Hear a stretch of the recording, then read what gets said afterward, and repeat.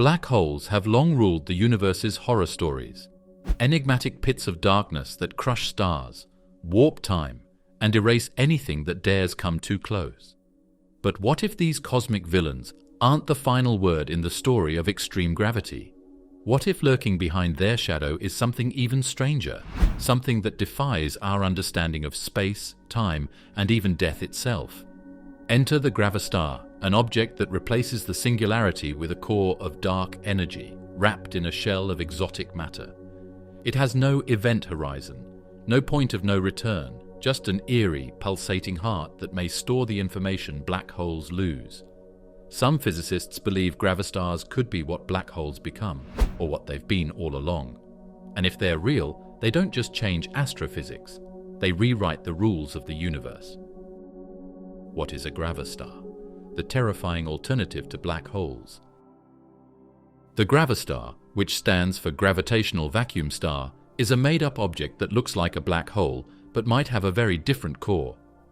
From the outside, it would look exactly like its famous cousin, dark, small, and twisted so badly that it would be impossible to tell them apart. But on the inside, it doesn't have a point or an infinite mass.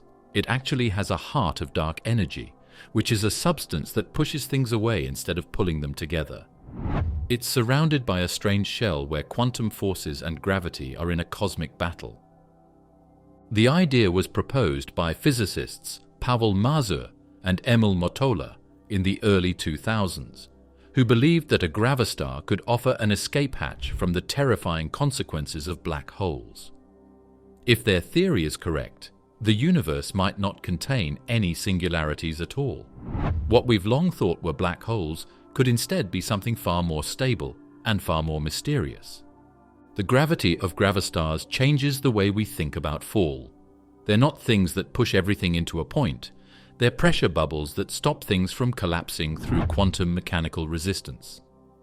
It has been said that black holes are like death, and gravastars are like riddles wrapped in space and time. Like black holes, they might not even be deadly. They're just very strange. But because they are strange, it's hard to find them. If there is such a thing as a gravastar, it would have a shade like a black hole, bend light like a black hole, and pull matter toward it like a black hole. The most powerful tools in the universe would not be able to tell them apart. And even then, the proof might not scream, but hint. The rise of the rival. Why gravastars could replace black holes. For many years, black holes have been thought to be the strangest and scariest things in space. Still, a new candidate from the depths of theoretical physics is making its way to the surface. This one could change everything we thought we knew. Gravastars used to be thought of as a crazy idea, but now they're getting more attention as a real option. If the math is right, they might not only compete with black holes, they might even take their place. A simple question lies at the heart of this competition. Do black holes really exist the way we think they do? Or are they just the closest thing we can think of to something even stranger? Black holes need a singularity, which is a point that is so dense that it breaks all the rules of physics as we know them. It fits with general relativity. But quantum physics pushes back in protest. It's like asking people in two different languages to explain the same scene and getting two different stories.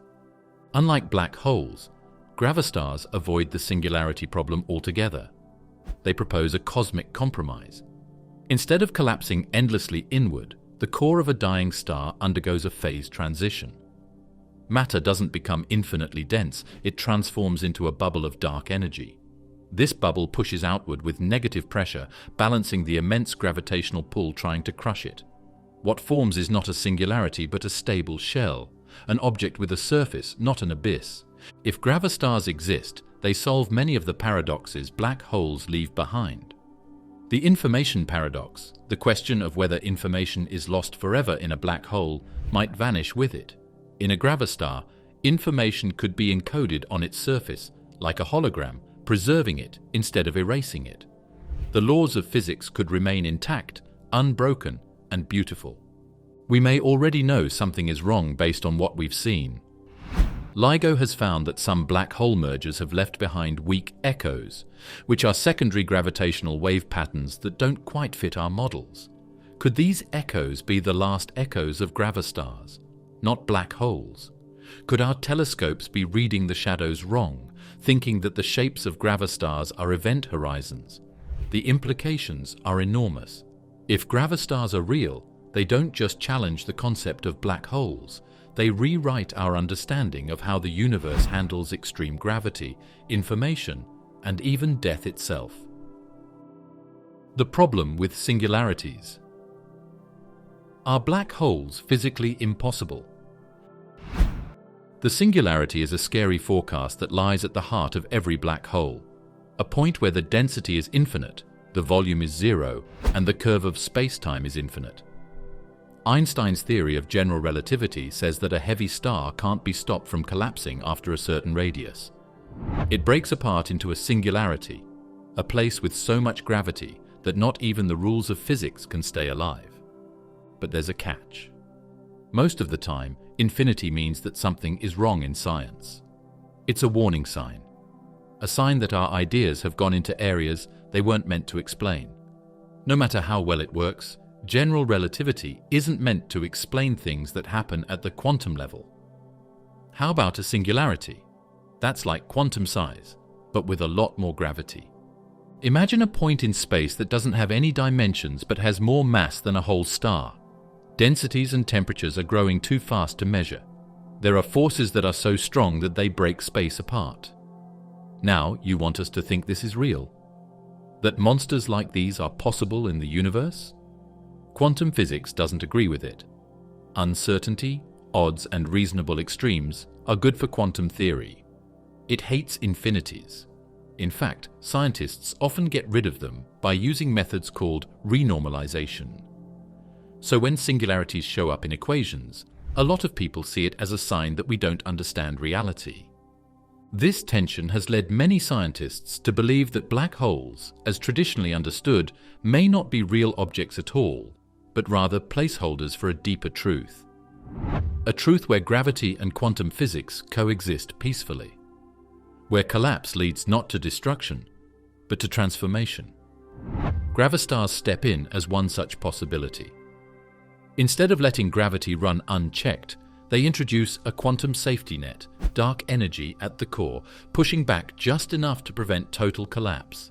Instead of a singularity, there's a balance, a bubble of strange energy surrounded by a shell of exotic matter. No mass that never ends. Physics doesn't break down. No single point. It's important to understand that the singularity is the more extreme claim, even if this sounds like science fiction. No matter how strange it is, a gravastar stays away from the nonsense of infinity. It makes me think that nature might not only hate a vacuum, but also one that can't exist. And if singularities are mathematically or physically impossible, then maybe we've always had the wrong idea about what black holes are all about. There may not have been any holes at all. Is it possible that they were stars? Or even worse, something even scarier? When Einstein's math breaks general relativity's dark dilemma. Einstein's theory of general relativity is one of the greatest achievements in the history of science. It describes gravity not as a force, but as the curvature of space-time itself. The sun bends the fabric of space, and the Earth rolls along that curve. It's elegant, precise, and has passed every observational test, from the bending of starlight to the dance of binary pulsars. But even masterpieces have their limits. Push general relativity far enough, into the heart of a collapsing star for instance, and it begins to crack. At first, the collapse seems predictable. A dying star runs out of fuel, its outward radiation pressure dies down, and gravity wins the war. The core shrinks, tighter and tighter, and the equations of general relativity trace the shape of that descent. But soon, those equations begin to yield terrifying results. Mass shrinks to a point. Space-time curves to infinity. The math shouts a singularity. That is, general relativity tells us that it will break down. It shows a world that is tangled up in knots that can't be untangled. Einstein himself thought this was strange. He thought that nature must have a way to stop things like that from happening. No one, not even Einstein, could figure out a way out, at least not in the terms of his own theory.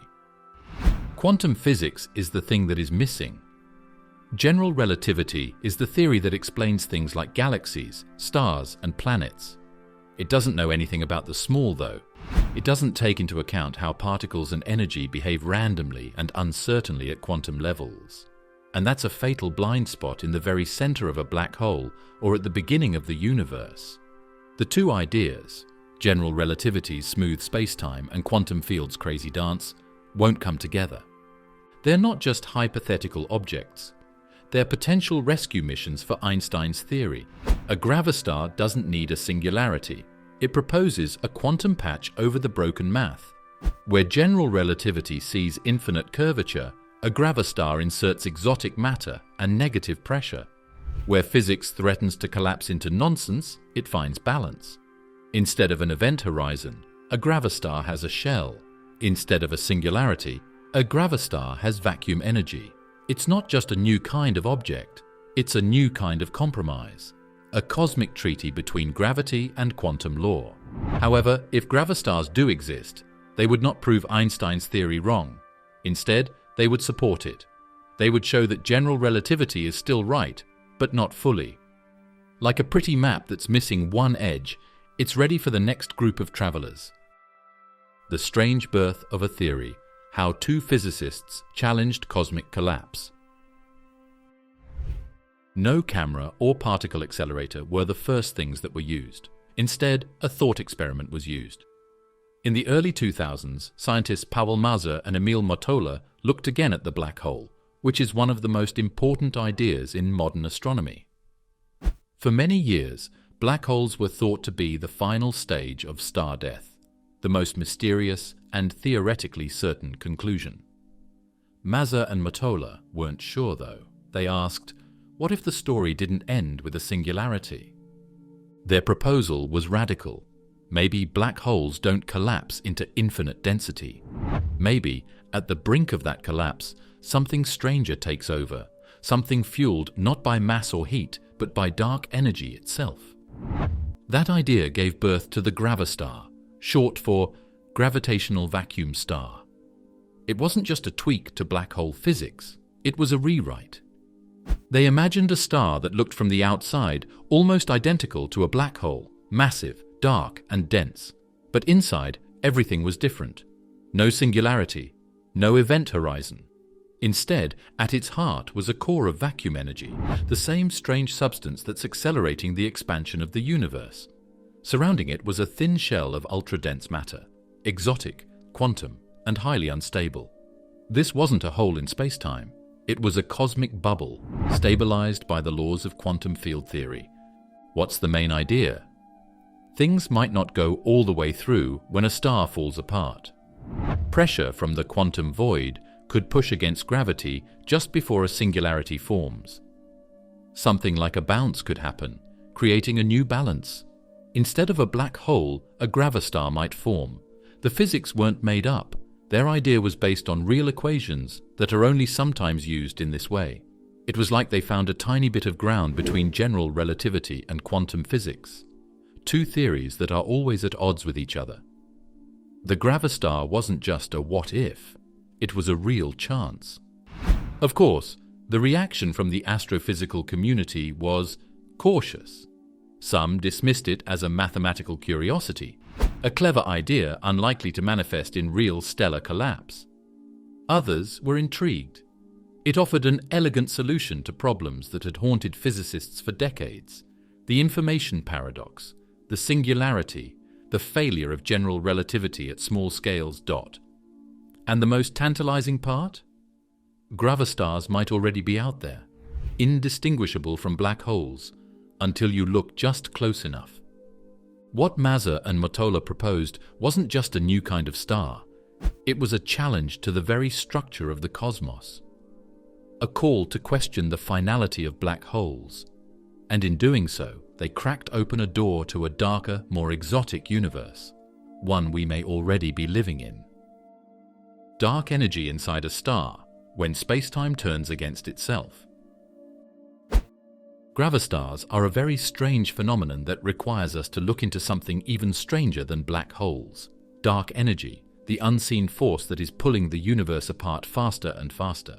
Dark energy isn't just a faraway effect of space that works on the size of galaxies.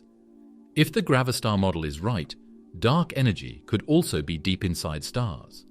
This would make gravity, which is supposed to be the great creator of matter, act like a cosmic rebel. In a normal black hole, when a huge star falls apart, it causes a disaster with infinite density, infinite curve, and the end of science as we know it. But gravastars offer a different finish, one in which reality doesn't break apart. The rising energy density doesn't cause a singularity because the star's core shrinks under its own strong gravity. It turns over. It goes the other way. Time and space push back. It is thought that there is a core of vacuum energy in the middle of a gravastar. This is the same strange stuff that fills empty space and makes the universe grow.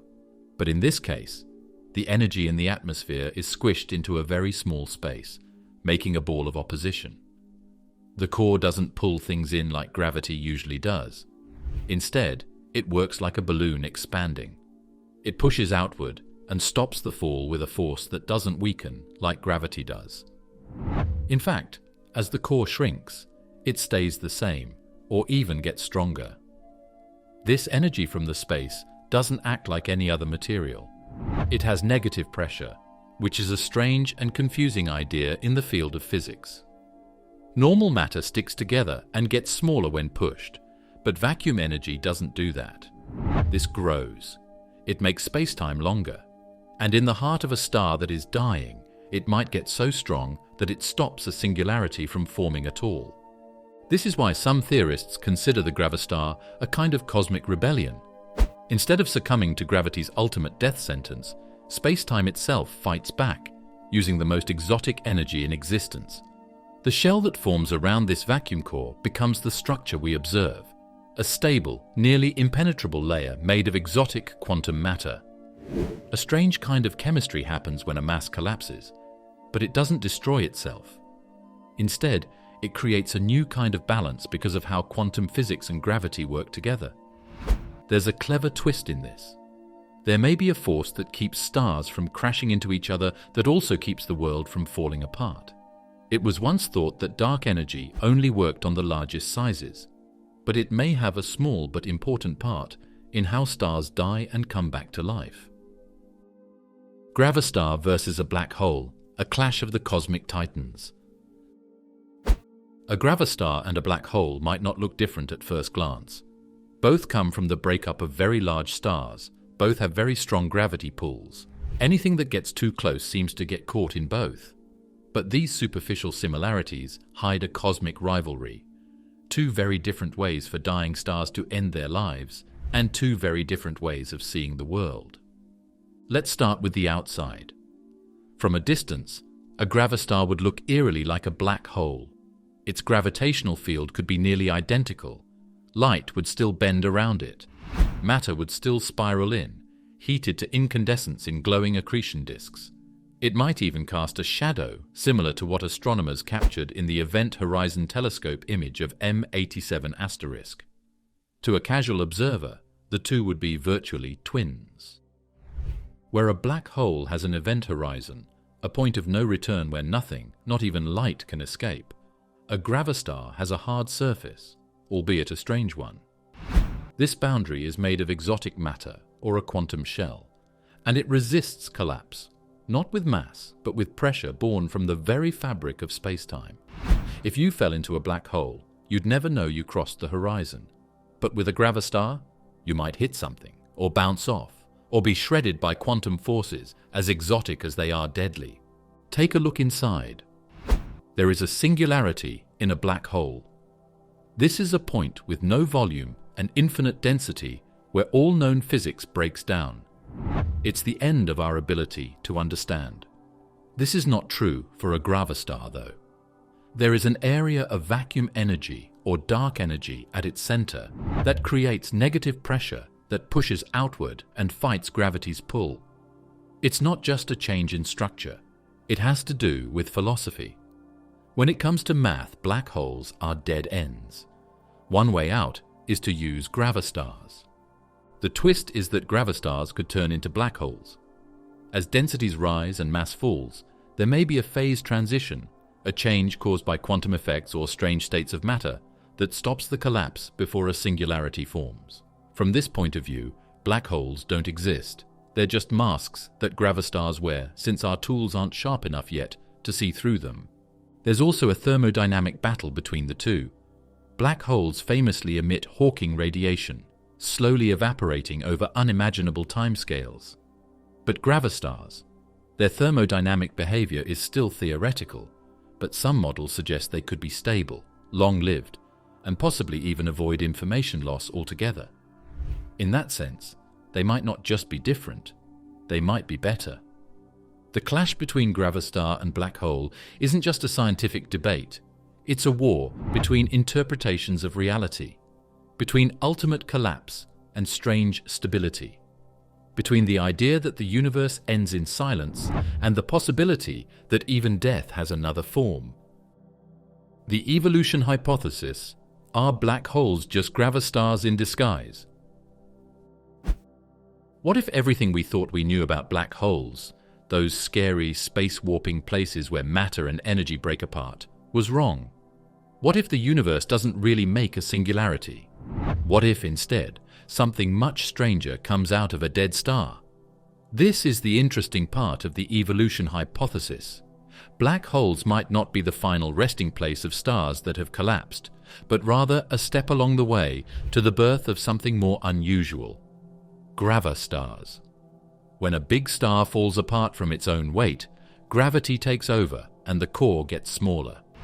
In traditional physics, this always ends up at a singularity, which is a point with an event horizon that surrounds it and has an infinitely dense center. Then quantum physics comes along and changes everything. When densities go through the roof, quantum effects not only become important, they take over. The evolution hypothesis suggests that when gravity and quantum fields reach a critical threshold, a phase transition occurs. Much like how water changes into ice or steam under pressure, the collapsing matter undergoes a transformation.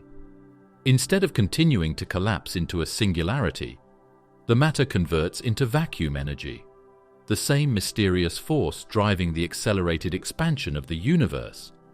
This forms the gravastar's core, surrounded by a shell of exotic matter that mimics the gravitational signature of a black hole. If this is true, then many or even all of the black holes that have been seen might not be black holes at all. They look like big holes in the sky. They're like big black holes. However, they are very different at their core. Just like the Earth seemed flat until more accurate readings showed what shape it really had, black holes might just be gravastars dressed up. This idea has very important effects. It might help solve the black hole information conundrum, which is the mystery of what happens to data that falls into a black hole. There is no real event horizon or explosion in a gravastar. It's possible that information is only stored in the quantum structure of the shell and not lost. That might keep the unitarity of physics, which is one of the main ideas behind quantum mechanics. It's even more interesting to think that this change from black hole to gravastar might happen slowly. As the object interacts with its surroundings, takes in matter, or sends out energy, it may change over time, going from looking like a black hole to more like a gravastar. In this case, we might be seeing these things in the middle of a change, which would be like watching a cosmic shift happen over millions of years. Some people who disagree with the theory say that the thought is still just a guess until there are real differences in observations. But that's what makes it so interesting. If black holes and gravastars are hard to tell apart right now, then new ways of looking at them, like using gravitational wave patterns, high energy releases, or quantum level measures, might show what the truth is. In the future, we might remember this time in astronomy the same way we remember the time before heliocentrism, as a time when people were sure they didn't understand things. The quantum shell, what lies beyond the event horizon. The rules of physics start to break down near the edge of a black hole. Light itself can't get away, Space and time are bent so that they can't be turned back around. We call this the event horizon, but if a gravastar is hiding behind it, it might not be the end of the universe. Instead, it might be a quantum shell, which is much weirder. This shell's surface isn't like any other. It's thought to be made of exotic matter, a material that has strange gravity qualities and negative pressure. The event horizon of a black hole is a geometric place where you can't go back. The gravastar's shell, on the other hand, is a structure that is thin, thick, and very compact. The most important thing is that it separates our world from something completely different inside. Inside this shell lies vacuum energy, an expanse of pure space-time potential, the same stuff that drives the expansion of the universe on the largest scales. But the shell is where the real mystery lives. It's a quantum firewall, a region where gravity, quantum mechanics, and exotic physics meet in a perfect storm.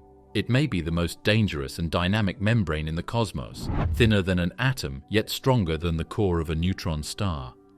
The mathematics describing this shell is unlike anything else in physics. It doesn't behave like normal matter, nor like any known field. It has tension, but it pushes outward. It has mass, but it bends space-time in strange ways.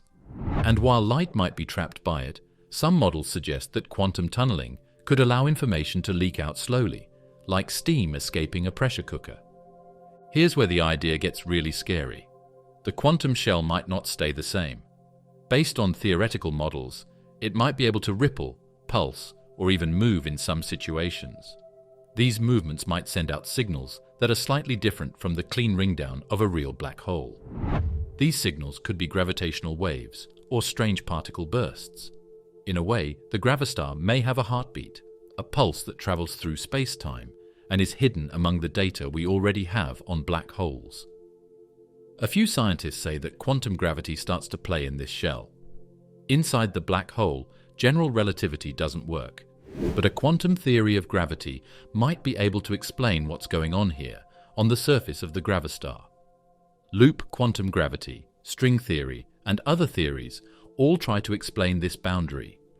Some say that space-time is quantized and the shell is like a holographic membrane that stores all the physics inside.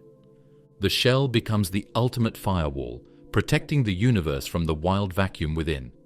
It could also be a cosmic archive, storing every bit of information that falls toward it. In this view, the gravastar shell is not a trap, but a vault, a galactic-scale hard drive encoded in the weave of space-time itself.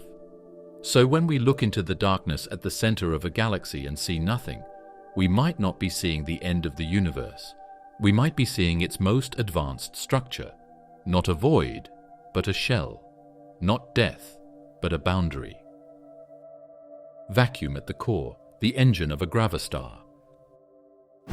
There is something inside a gravastar that goes against everything we think we know about matter, energy, and even space itself. It's not a core of plasma and fire like in most stars. There isn't a point of infinite density like in black holes. It's actually nothing. Or more accurately, the thing that our physics says is most like nothing. A vacuum of space-time energy. There is nothing empty about this emptiness in the usual sense. It is full of what scientists call vacuum energy, which is the most basic form of high-energy space-time itself. It's the same mystery force, called dark energy, that is thought to be speeding up the growth of the universe. But inside the gravastar, the unusual matter shell that surrounds it squeezes, concentrates, and cages it. Think of the gravastar's interior like an inflated balloon. The negative pressure from the vacuum core pushes outward, while the ultra-dense quantum shell pushes back inward. This tension creates a delicate balance, a structure that doesn't collapse further into a singularity, yet also doesn't explode. It is a cosmic equilibrium, and it is utterly alien to anything else we've seen in the universe. The way this is set up turns our normal thoughts about gravity on their heads. Because there is a lot of matter in a regular star, gravity pulls it in. It pulls so hard in a black hole that not even light can get out. But inside a gravastar, the vacuum energy pushes against gravity, fighting it with gravity itself. Some experts call the Gravastar an anti-star because it is so different from a normal star that the rules of collapse no longer apply there. But this space is not at all still. In quantum field theory, there are always virtual particles swirling around in a vacuum. These are temporary changes that show up and go away in pairs. These changes could get stuck in the Gravastar's heart and stay there for a long time, strengthening the structure from the inside. Some models even say that this vacuum energy might be able to keep quantum coherence going on large scales, which is something that usually happens with superfluids or Bose-Einstein condensates. A gravastar would be the biggest quantum object in the world if it were real. It would also be very strange. Some people also think that this empty space could be the start of something much bigger, a new world. If a gravastar's shell ever broke under a lot of stress, like during a violent merger or a catastrophic contact, it could let out all of its vacuum energy in a burst that could not be stopped. That energy, which is spreading in all directions at speeds faster than light, might look like a Big Bang. From this point of view, each gravastar is a possible world just waiting to happen.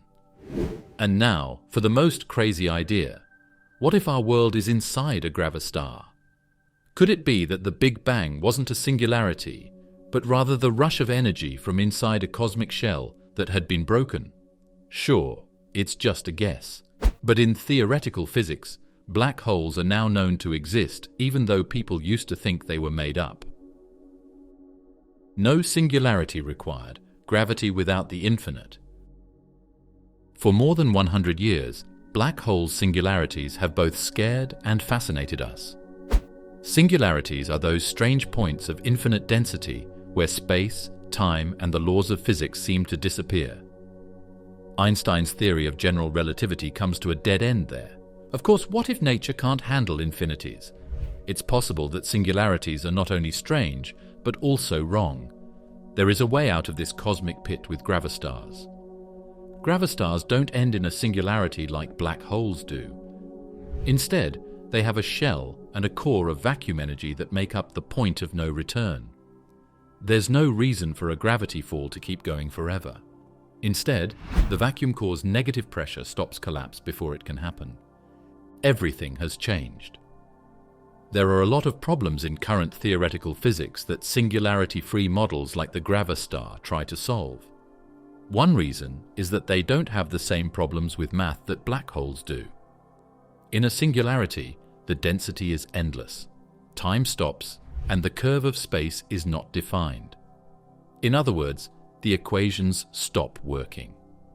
But inside a gravastar, everything stays limited and can be calculated. Even though it's a strange place, it still works like the real world. Getting rid of the infinite doesn't just make math easier either. It could also solve the information paradox, which is a problem that Stephen Hawking famously brought up. If black holes really do delete data at the singularity, that would be against the most important rule of quantum physics, which says that data can't be lost. But if there isn't a singularity or destruction, the information might still be there, either locked away in the gravastar's shell or slowly making its way back out over eons. Another interesting implication is that gravastars could be the link that scientists have been looking for between quantum physics and gravity. Einstein thought that gravity is the bending of space-time, and singularities are places where that curving goes on forever. But in the world of quantum mechanics, infinities are not a good sign. They generally mean that a theory is not full. Gravastars are a unique type of object that is made by strong gravity and kept stable by quantum effects like negative energy and vacuum pressure. This also lets strange actions happen. For example, gravastars could pulse or vibrate, never quite falling or exploding. They were always just on the edge of the balance between the two. Some of these oscillations might even leave behind signs that can be seen, like gravity wave echoes that black holes can't make. Some experts think that we may have already seen faint hints of these kinds of signals in the LIGO data, but they were lost in all the other data. And here's a deeper thought. Maybe the singularity has always been a mirage, a mathematical artifact of pushing Einstein's equations too far.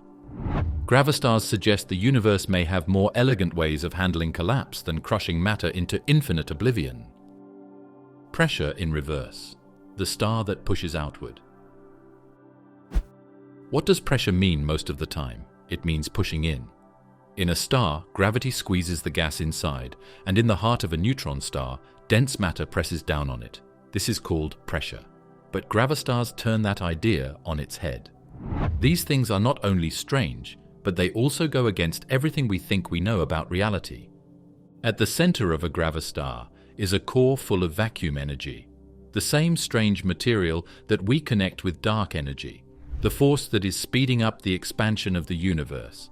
But a gravastar's vacuum core is strong, tight, and powerful, unlike the dark energy that is spread out and acts slowly across the universe. And what makes it unique? It moves outward. Negative pressure is the name for this push backward. It's not just a strange idea, it's a real thing in current cosmology. Einstein's theories say that pressure itself makes gravity stronger. Positive pressure makes the pull of gravity stronger. Pressure going down, it works against you. It turns people away. To put it another way, the heart of a gravastar works like an anti-gravity engine, stopping the fall that would make a black hole. This creates a strange balance. Gravity pulls the outer layers in, trying to squash the item into a single point, while the vacuum energy in the middle pushes outward with huge force. A shell of strange matter forms between them, just thick enough to keep the balance. The star isn't like most stars. It is a conflict that is written in reality. This pressure in reverse isn't just a theoretical convenience. It might be the only thing standing between the universe and physical nonsense. Because at a certain point in gravitational collapse, when a massive star's core reaches the critical density, physics as we know it throws up its hands.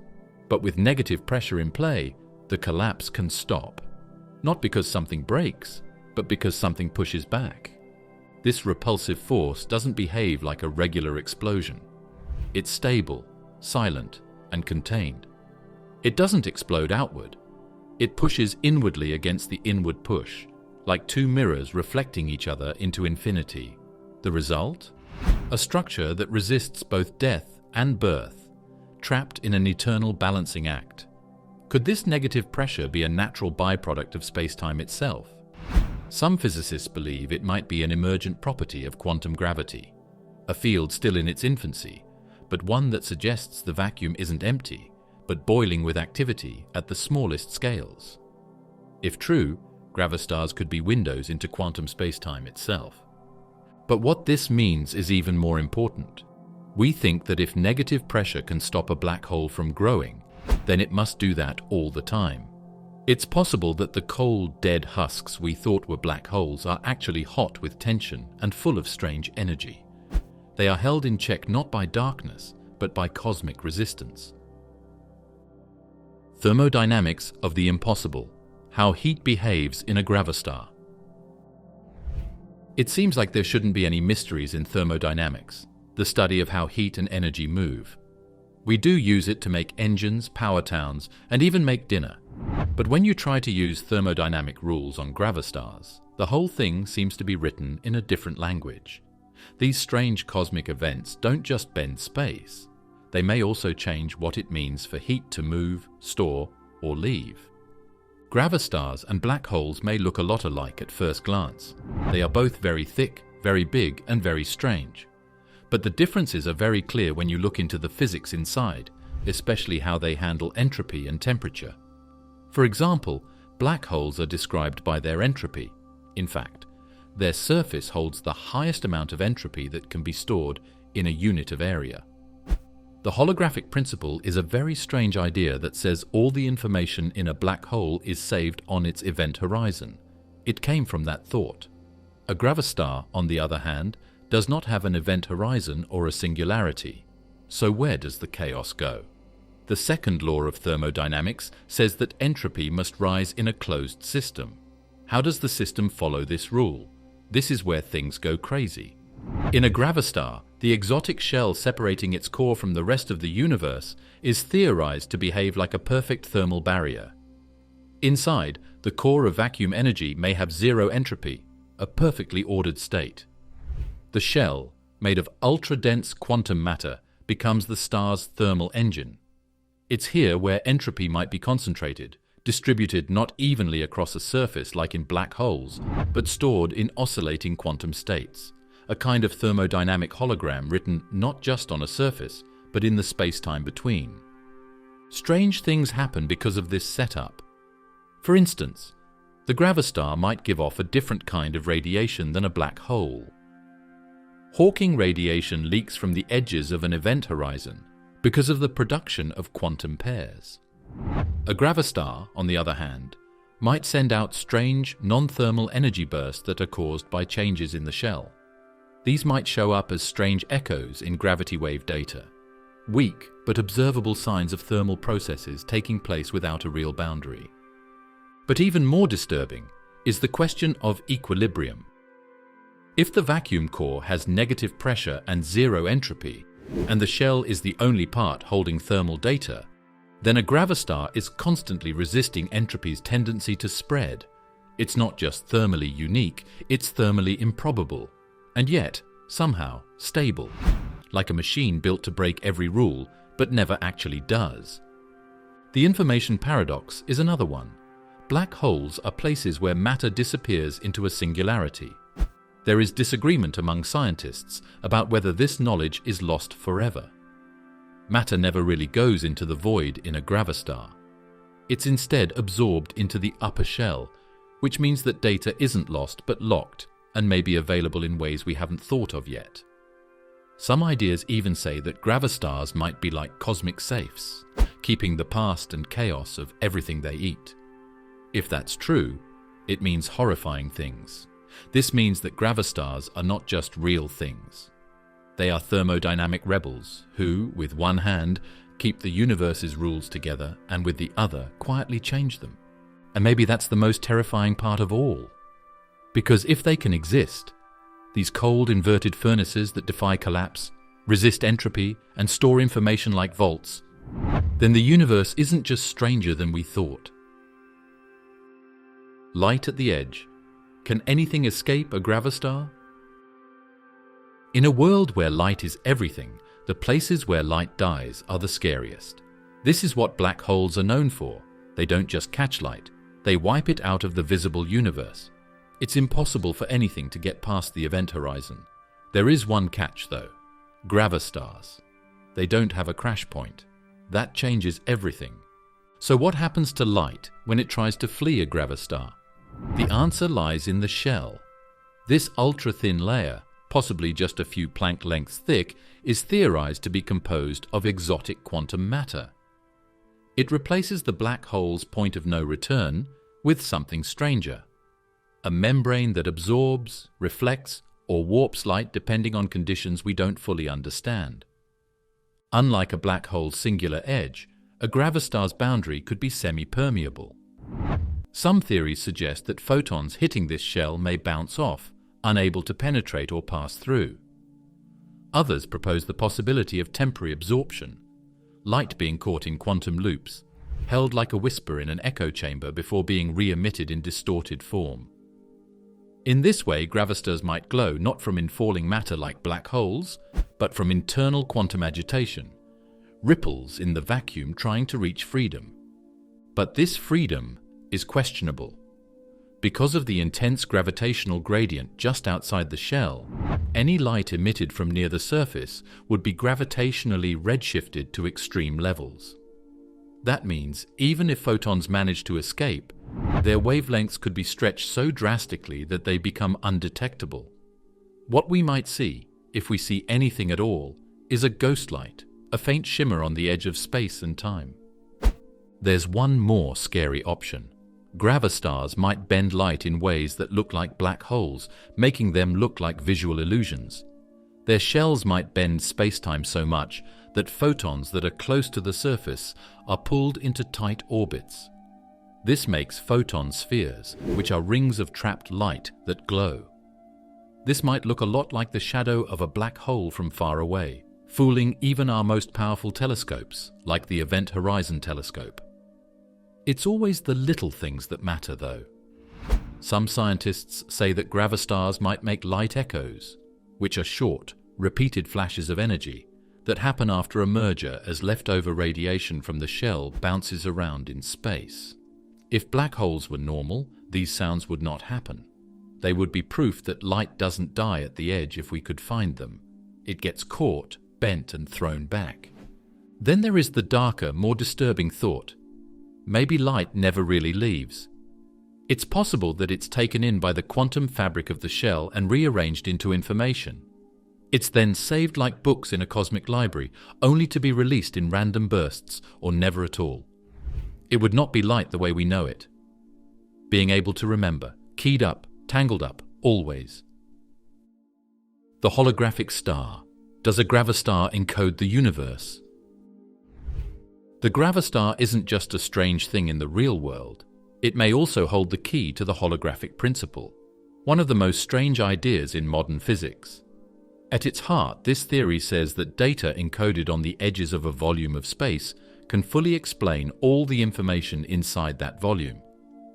This means that reality could be a projection, like a 3D picture made from a flat surface. As for gravastars, they might be nature's try at building something like that. Gravastars have a shell, which is a surface that doesn't crumple and might store information. This is different from black holes, which have event boundaries that trap everything inside. If this shell acts like a quantum membrane, it might do more than just block things. It could also handle information, light, matter, entropy, and maybe even awareness that falls toward the gravastar are not destroyed. Instead, they are recorded on this shell. It becomes a part of the star, like data written on a hard drive in space. This idea isn't just theoretical fancy. It has echoes in the Bekenstein-Hawking entropy formula, which tells us that the entropy of a black hole, its total information content, is proportional not to its volume, but to its surface area.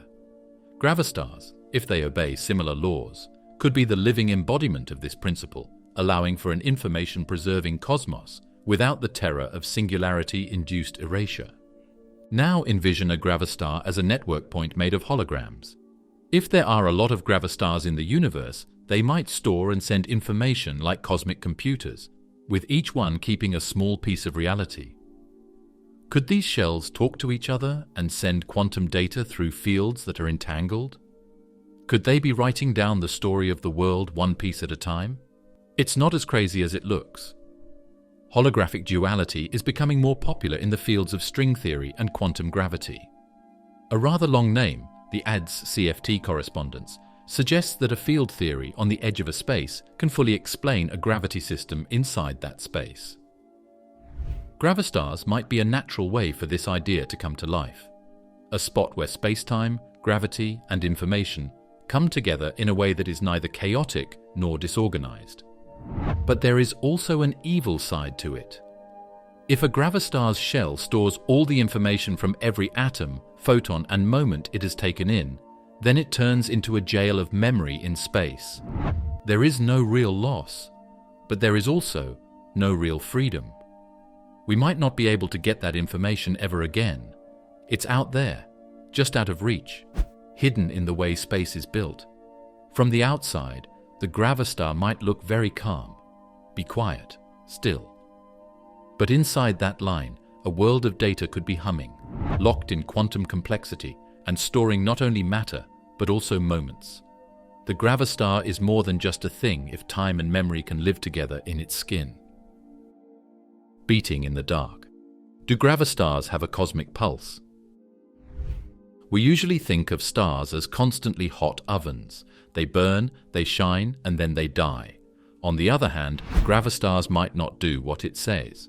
Some scientists think that gravastars might throb, vibrate, or even beat, like a heart beating in space. That thought could sound beautiful, but it comes from real theoretical physics. Inside a gravastar, instead of a singularity crushing matter into an infinitesimal point, there exists a region of vacuum energy, a kind of repulsive force similar to dark energy. This inner bubble pushes outward. Meanwhile, the outer shell, an ultra-dense quantum membrane, pushes inward. The result? A dynamic balance. And when two powerful forces are locked in tension like that, things can vibrate. Think of it like the surface of a drum stretched tight over a void. Strike it, or even disturb it gently, and it could ripple. Some experts think that this stress could cause the gravastar to oscillate inside itself. It's possible that it could slowly shudder, or grow and shrink, sending gravitational waves out into the universe. Why does this matter? Because those echoes might be able to be heard. In 2016, LIGO made headlines by detecting gravitational waves from colliding black holes. But in some of those detections, scientists noticed something odd: tiny signals following the main gravitational wave, like faint echoes. If real and not just noise, these might be exactly what a non-black hole object like a gravastar would produce. A black hole's event horizon would swallow all such reverberations. But a gravastar's surface? It might reflect them like sonar from a submarine in the dark. Pulses with this frequency, pattern, and decay could show anything from the size and hardness of the shell to what the vacuum core is made of, and even give hints about the quantum structure of spacetime itself. In the event that gravastars do pulse, their beat may not be random. Some scientists think that the frequency of the oscillation might have something to do with fundamental factors in the world, such as the cosmological constant, Planck's constant, or the speed of light. In that case, each gravastar would not only be a thing, but also a cosmic clock that is perfectly in sync with the way the universe works. What if the heartbeats of all the stars in the universe were the same? Not in time like a choir, but each one keeping its own pace, slow, deep, and strong. Could this music from galaxies change the way reality works? Over light years, could these waves conflict, boost, or cancel each other out? It may look like a gravastar is quiet to us, but maybe that's just because we haven't tuned in yet. Magnetogravastars. Could magnetic fields stabilize these monsters? In the crazy field of astronomy, magnetism is often the hidden hero behind some of the universe's most violent actions. Pulsars are neutron stars that spin very quickly.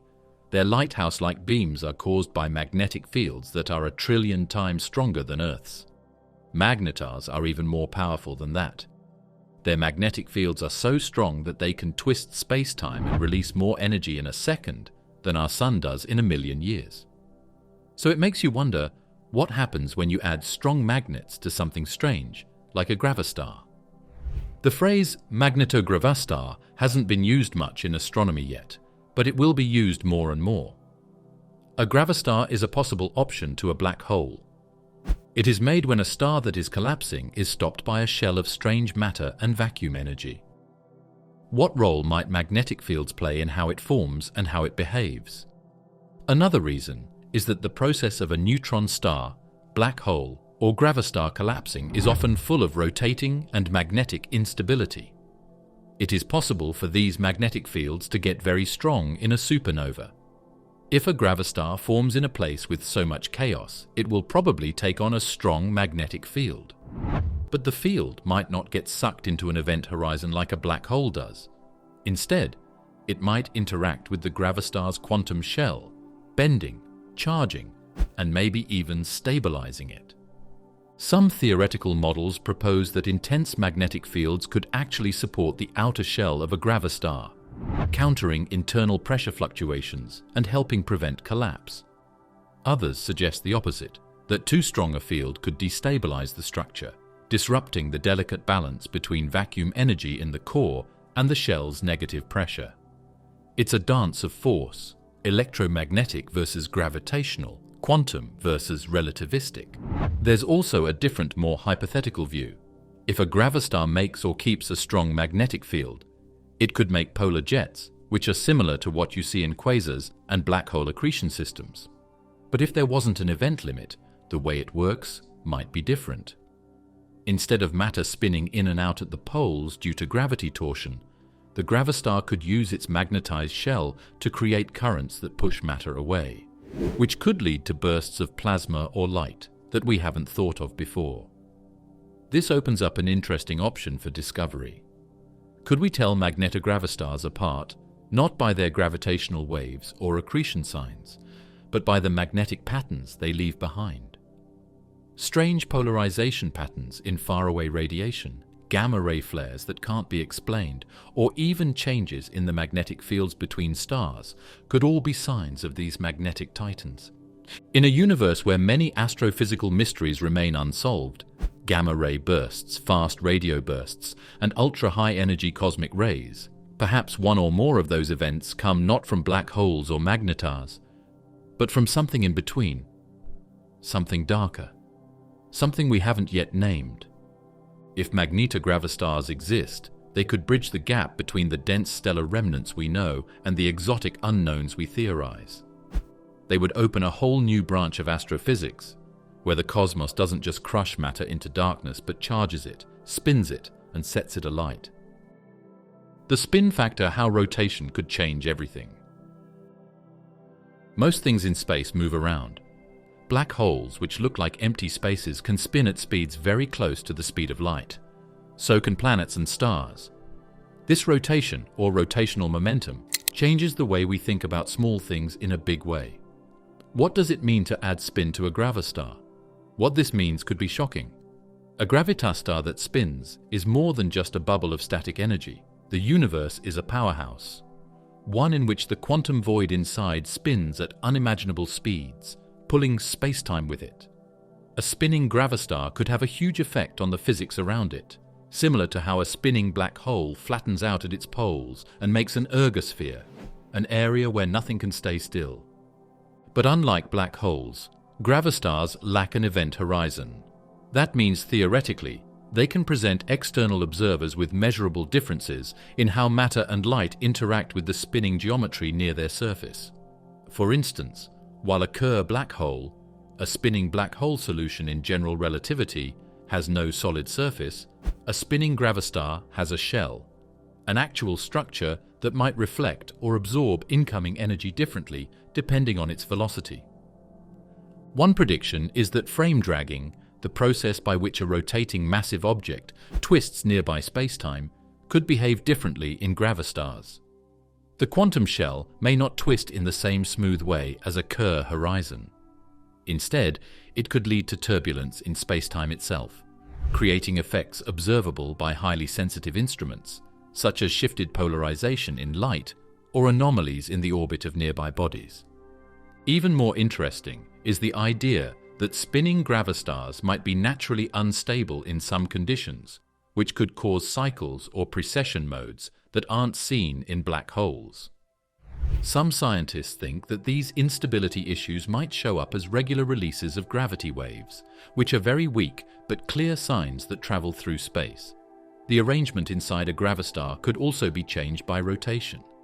Spin in black holes lets the event horizon get bigger and can even stop a singularity from forming, at least in simple cases. In gravastars, spin can change the form of the vacuum bubble, making it oval or causing anisotropies that cause the shell to behave in a way that changes over time.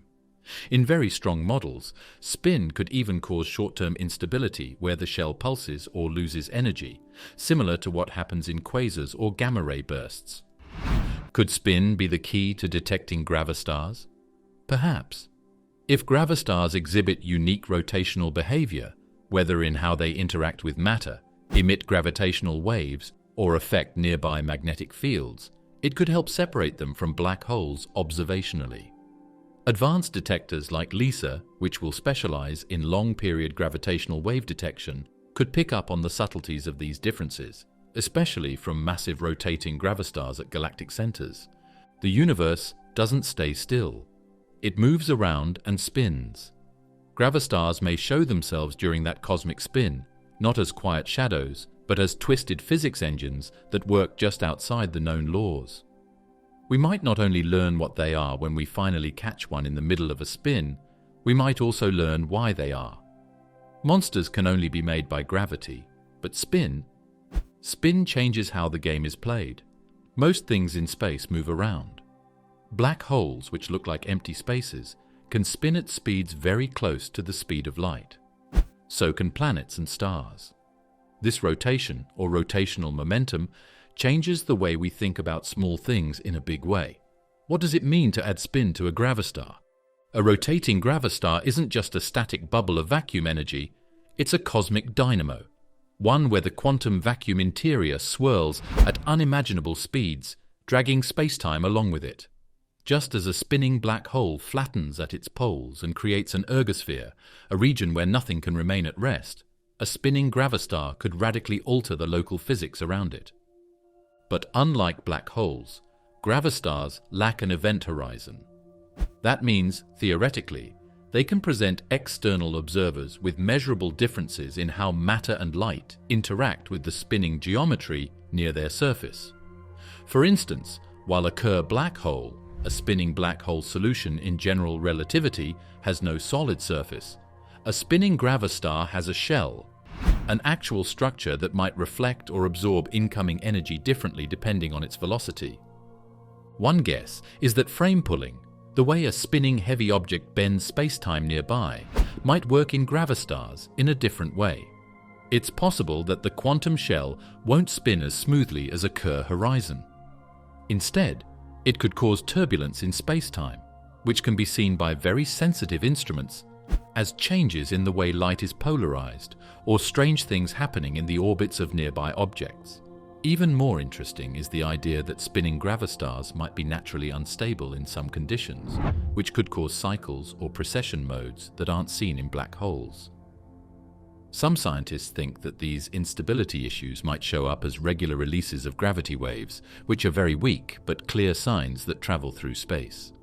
Rotation could also affect the internal structure of a gravastar. In black holes, spin allows for a larger event horizon radius and can even prevent the formation of a singularity, at least in classical solutions.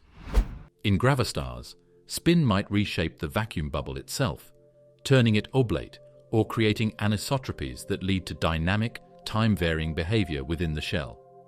In extreme models, spin might even generate temporary instabilities where the shell pulsates or sheds energy, mimicking phenomena like quasars or gamma-ray bursts. Could spin be the key to detecting gravastars? Perhaps. If gravastars exhibit unique rotational behavior, whether in how they interact with matter, emit gravitational waves, or affect nearby magnetic fields, it could help separate them from black holes observationally. Advanced detectors like LISA, which will specialize in long-period gravitational wave detection, could pick up on the subtleties of these differences, especially from massive rotating gravastars at galactic centers. Gravastars in galactic cores, the monsters at the center of everything? A huge object, millions or even billions of times the mass of our Sun, lies at the center of almost all galaxies that are very big, including the Milky Way. These very big objects have been known as supermassive black holes for many years. With the Event Horizon Telescope, we've seen their shapes, the light from their accretion rings, and even their pull on nearby stars. However, what if we've been looking at gravastars the whole time? Supermassive black holes present a mystery. How did they get so big, so fast? According to standard models of stellar evolution and galactic growth, even the most aggressive black hole mergers and gas consumption rates shouldn't be able to produce objects of 10 billion solar masses in the relatively short age of the universe. But if gravastars formed directly in the early universe through quantum gravity processes or phase transitions in vacuum energy, they could have seeded galactic centers before galaxies themselves took shape. In that case, instead of galaxies forming black holes, the black hole-like gravastars formed the galaxies. That's right, these aren't just monsters in the middle of worlds. They work as engineers. One of the best reasons to believe in gravastars at the centers of galaxies is that they should be stable. By their very nature, black holes are unstable in some situations, especially when they are given huge amounts of matter in short bursts. The energy that is released can cause feedback that pushes matter away, stopping the formation of stars and the growth of galaxies.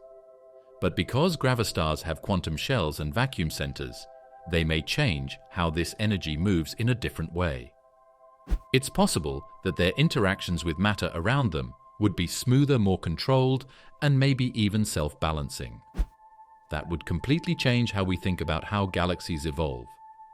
The no-hair theorem of black holes says that they can only be described by their mass, charge, and spin. This makes it hard to tell one black hole from another. Gravastars, on the other hand, might show more complicated habits. We might be able to find signatures that are unique to each galaxy center if their shells move or send out certain patterns of gravity waves. This is not possible with current models of black holes. Then there's the problem of losing data. According to gravastar models, supermassive black holes might not have event horizons, but instead have thick quantum rings that store information. This could mean that the centers of galaxies are the universe's biggest memory banks. These huge creatures might be keeping the past of everything they've taken in, not getting rid of it. Of course, this makes us wonder, can we tell the difference? Perhaps. If LIGO or other gravitational wave detectors find mergers of these center giants, the signal that comes after, the so-called ring down, might behave differently if a gravastar instead of a black hole was involved. Key hints could be the lack of certain numbing effects or the presence of echoes. If the Event Horizon Telescope gets better in the future, that could also help.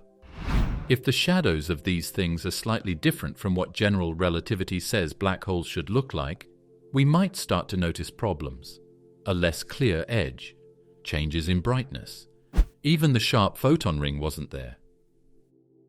Collapse rewritten when a dying star refuses to die. A very large star crashing into a black hole is one of the most exciting endings in the field of astronomy. The star's core caves in under its own weight, making a singularity, which is a point of infinite density. It's a show of gravity defeat. At least that's how the old story goes. What if, though, that fall never ends? The Gravastars theory says that physics has a chance to change the story during a crucial split second in the fall. A strange event might happen right before the event horizon would normally form. The falling matter doesn't hit a singularity. Instead, it hits a quantum wall, which is a change in phase in spacetime. Think of the star falling apart as a diver jumping into the water. You would expect them to keep falling after a certain level. But what if, just before they got to the bottom, they hit a strange barrier made of quantum fields pushing back instead of water? We can say this is what the gravastar idea is all about.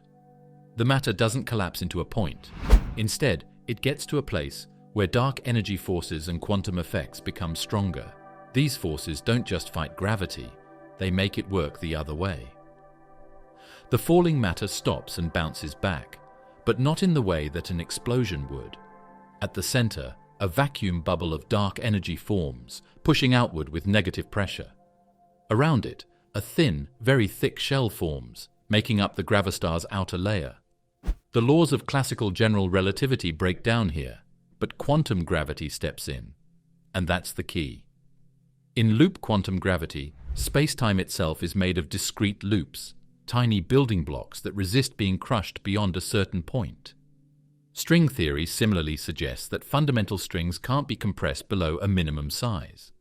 Both theories imply that infinite density might be impossible, and thus the singularity, once thought inevitable, is nothing more than an outdated assumption. What does this mean for the death of stars? We don't all have to die the same way when stars fall apart.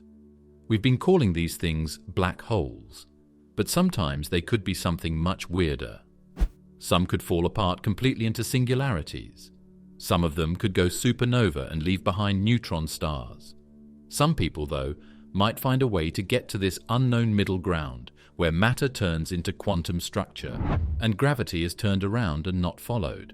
Gravity is pulling in and vacuum energy is pushing out. It's like a cosmic battle. The final divergence, the moment before the black hole forms.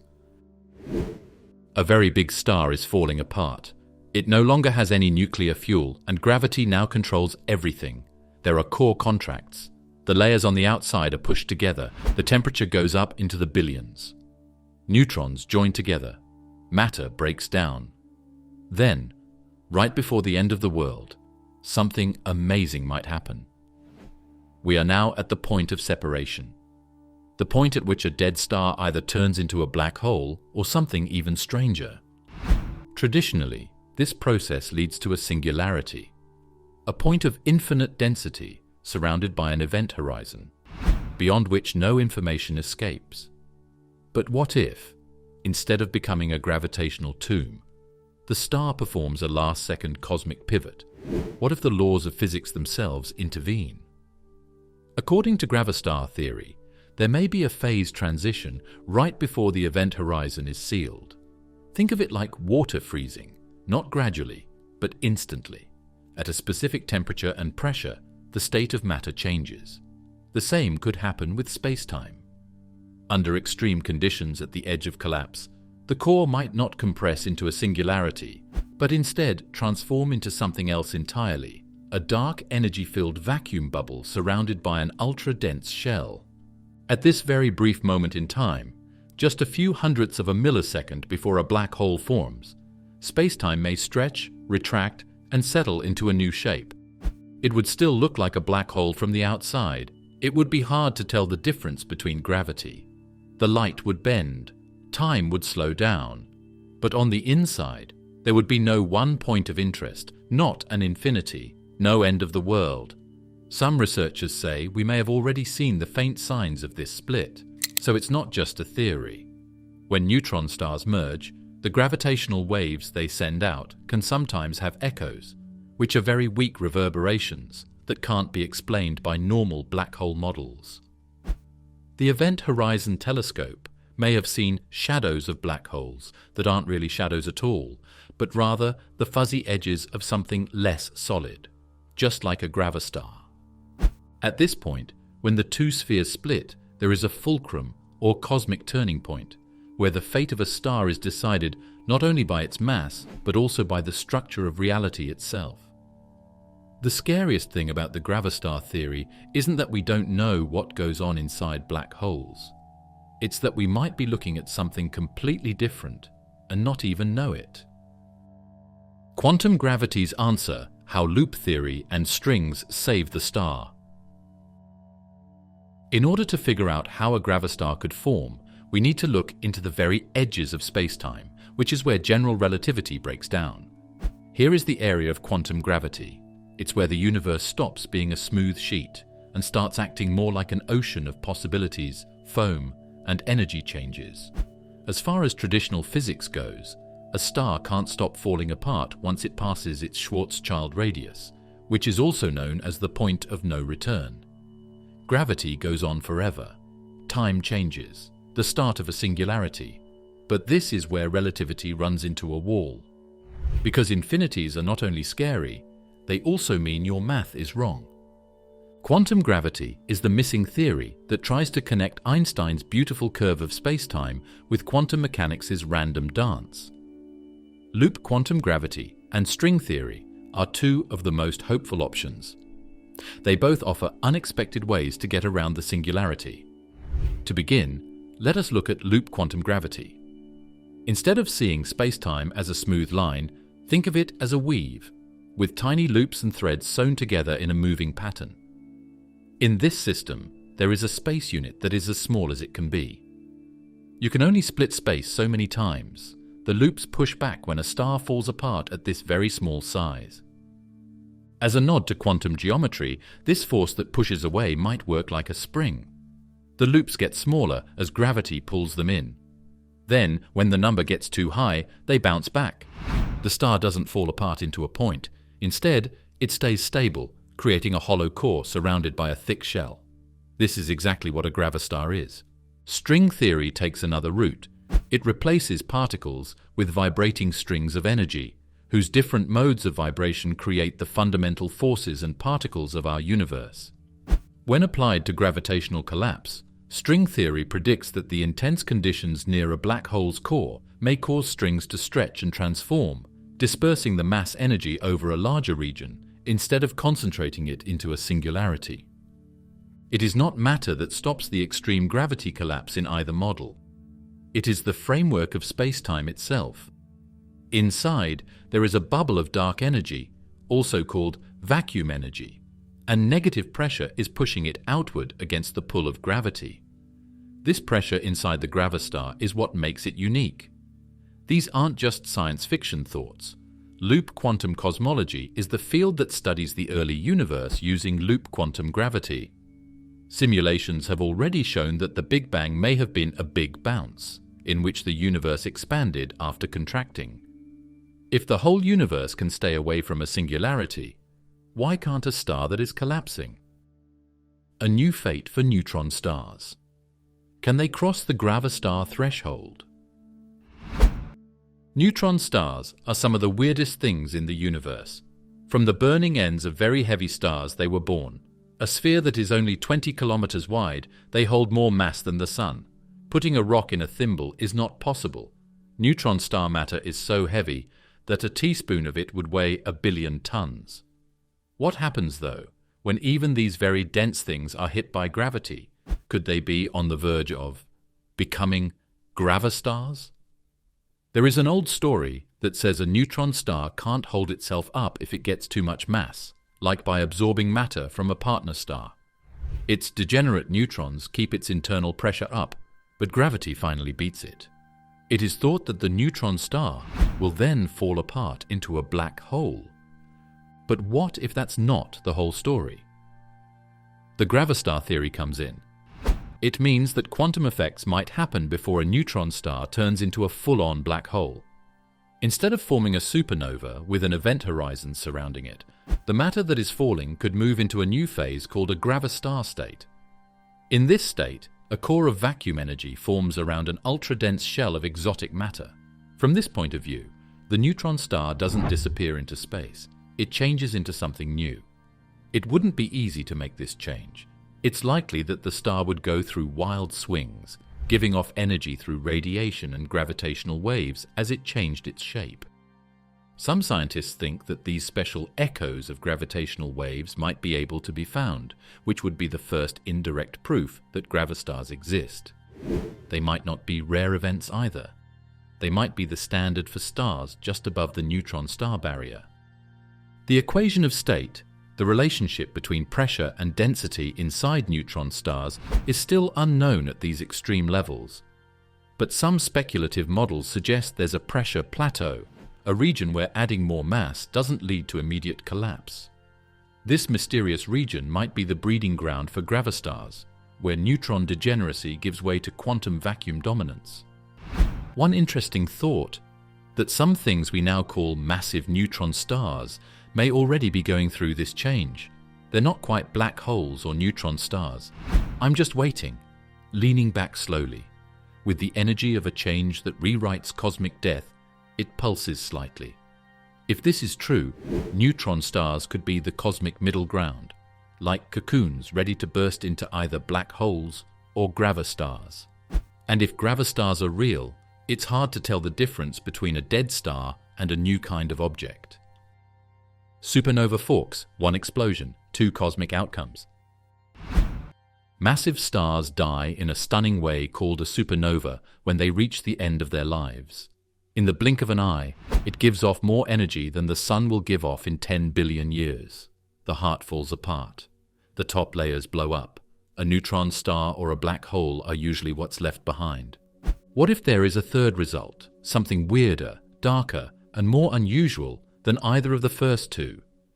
This is where gravastars come in. They are ready to change what we think we know about the death of stars. Supernova are dangerous places to work. Temperatures soar into the billions of degrees and matter is smashed into forms that are no longer useful. During these short moments, time and space are both bent. In this kind of setting, quantum gravity effects that are usually overpowered by larger-scale forces could quickly become the most important thing. Let's say that the cores of two stars that are almost the same mass collapse. One turns into a neutron star. The other is just on the edge of the normal mass range. It goes into a new quantum phase instead of turning into a black hole. The collapse stops here, but not with a single point. Instead, it stops with a bounce. A strange force that pushes away from the center blows up a bubble. This force could be vacuum energy or strange matter. The gravity fall doesn't go away. Instead, it forms a gravitational shell. It doesn't happen with a bang. There is a pause and a shudder. From the outside, it might look identical to a black hole.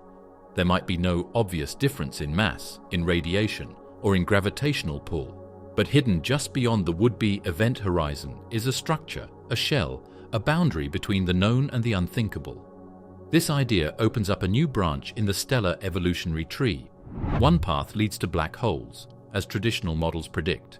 The other diverges sharply, leading to something stable but vastly misunderstood, something that defies the concept of a singularity altogether.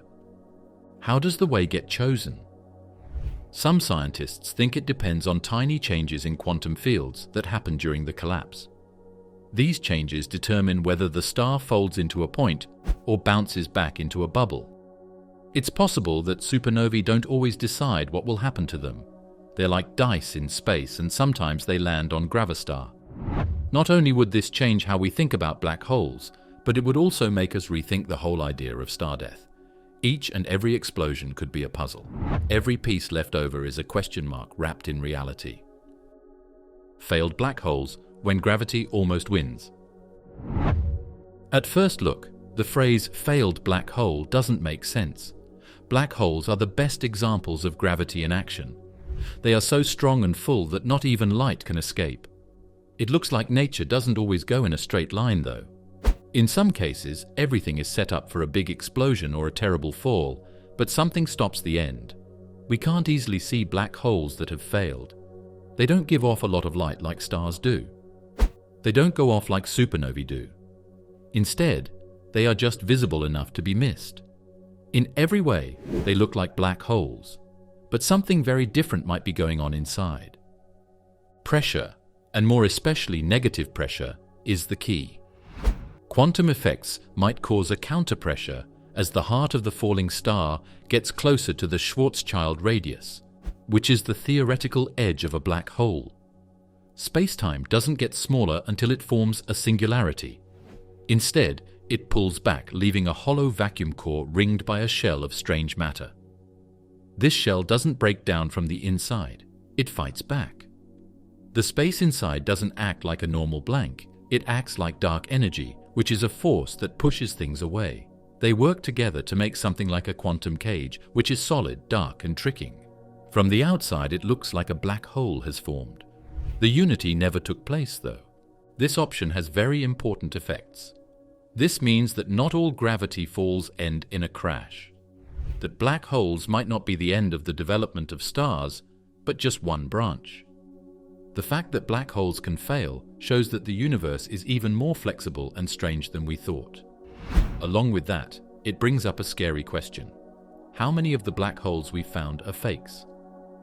Could some of the things we've labeled as black holes actually be gravastars, with a gravity front that makes them look like black holes? White holes and gravastars, mirror images of destruction. The white hole, which is their less well-known but incredibly strange mirror image, is hidden in the darkness. White holes push things away, while black holes pull everything in. One takes in, the other turns it down, and between them. Some scientists think that gravastars might be like a child in the universe, sitting between the impossible and the unlikely. What does a white hole really mean? The idea comes from the field of numbers. Scientists found something interesting when they extended the equations of general relativity backward in time from the time when a black hole was formed. In theory, there is something that is the exact opposite of a black hole if you flip the arrow of time, or reverse the flow. A hole in the sky. It pushes matter outward instead of pulling it in. The edge of it looks like a black hole, but nothing can go inside. Things are the only things that can leave. On paper, it's beautiful. In reality, it's deeply troubling, because a white hole violates everything we think we know about entropy, time, and causality. It behaves like the rewind button on the universe, something nature avoids at all costs. Some researchers have proposed that white holes aren't entirely fictional. In certain quantum gravity models, especially those involving loop quantum gravity, black holes might not end in a singularity. Instead, matter collapses until quantum pressure takes over, and then it rebounds. What forms next? Not a black hole, but a white hole. The gravitational collapse doesn't go on forever, it bounces. In that case, a black hole and a white hole are two phases of the same object, linked across time by a quantum transition. And guess what? A gravastar may represent the bridge state between these two extremes. Think of a gravastar as a quantum barricade, preventing full collapse into a singularity, but also stopping a full-blown bounce into a white hole. It's the balance point between two extremes of gravitational behavior. Instead of a star collapsing infinitely or exploding outward uncontrollably, the gravastar stabilizes in between, pressurized by the vacuum energy in its core and armored by its exotic matter shell. They even say that what we now call a black hole might turn into a white hole in the future, long after Hawking radiation has finished its slow job. Some people think that the Big Bang that started our universe might have come from a white hole, which is an explosion of energy from another universe that is falling, or even from the other side of a gravastar. Gravastars aren't just physics quirks in this context. They could be basic links between life and death, between making things and destroying them. If that's true, gravastars might not only be scary, but they might also be the key to understanding time. Dark energy stars, the gravastars' mysterious cousins. Gravastars may be the stars that make headlines because they upset the cosmic zoo, but they're not the only ones who are questioning the black hole story.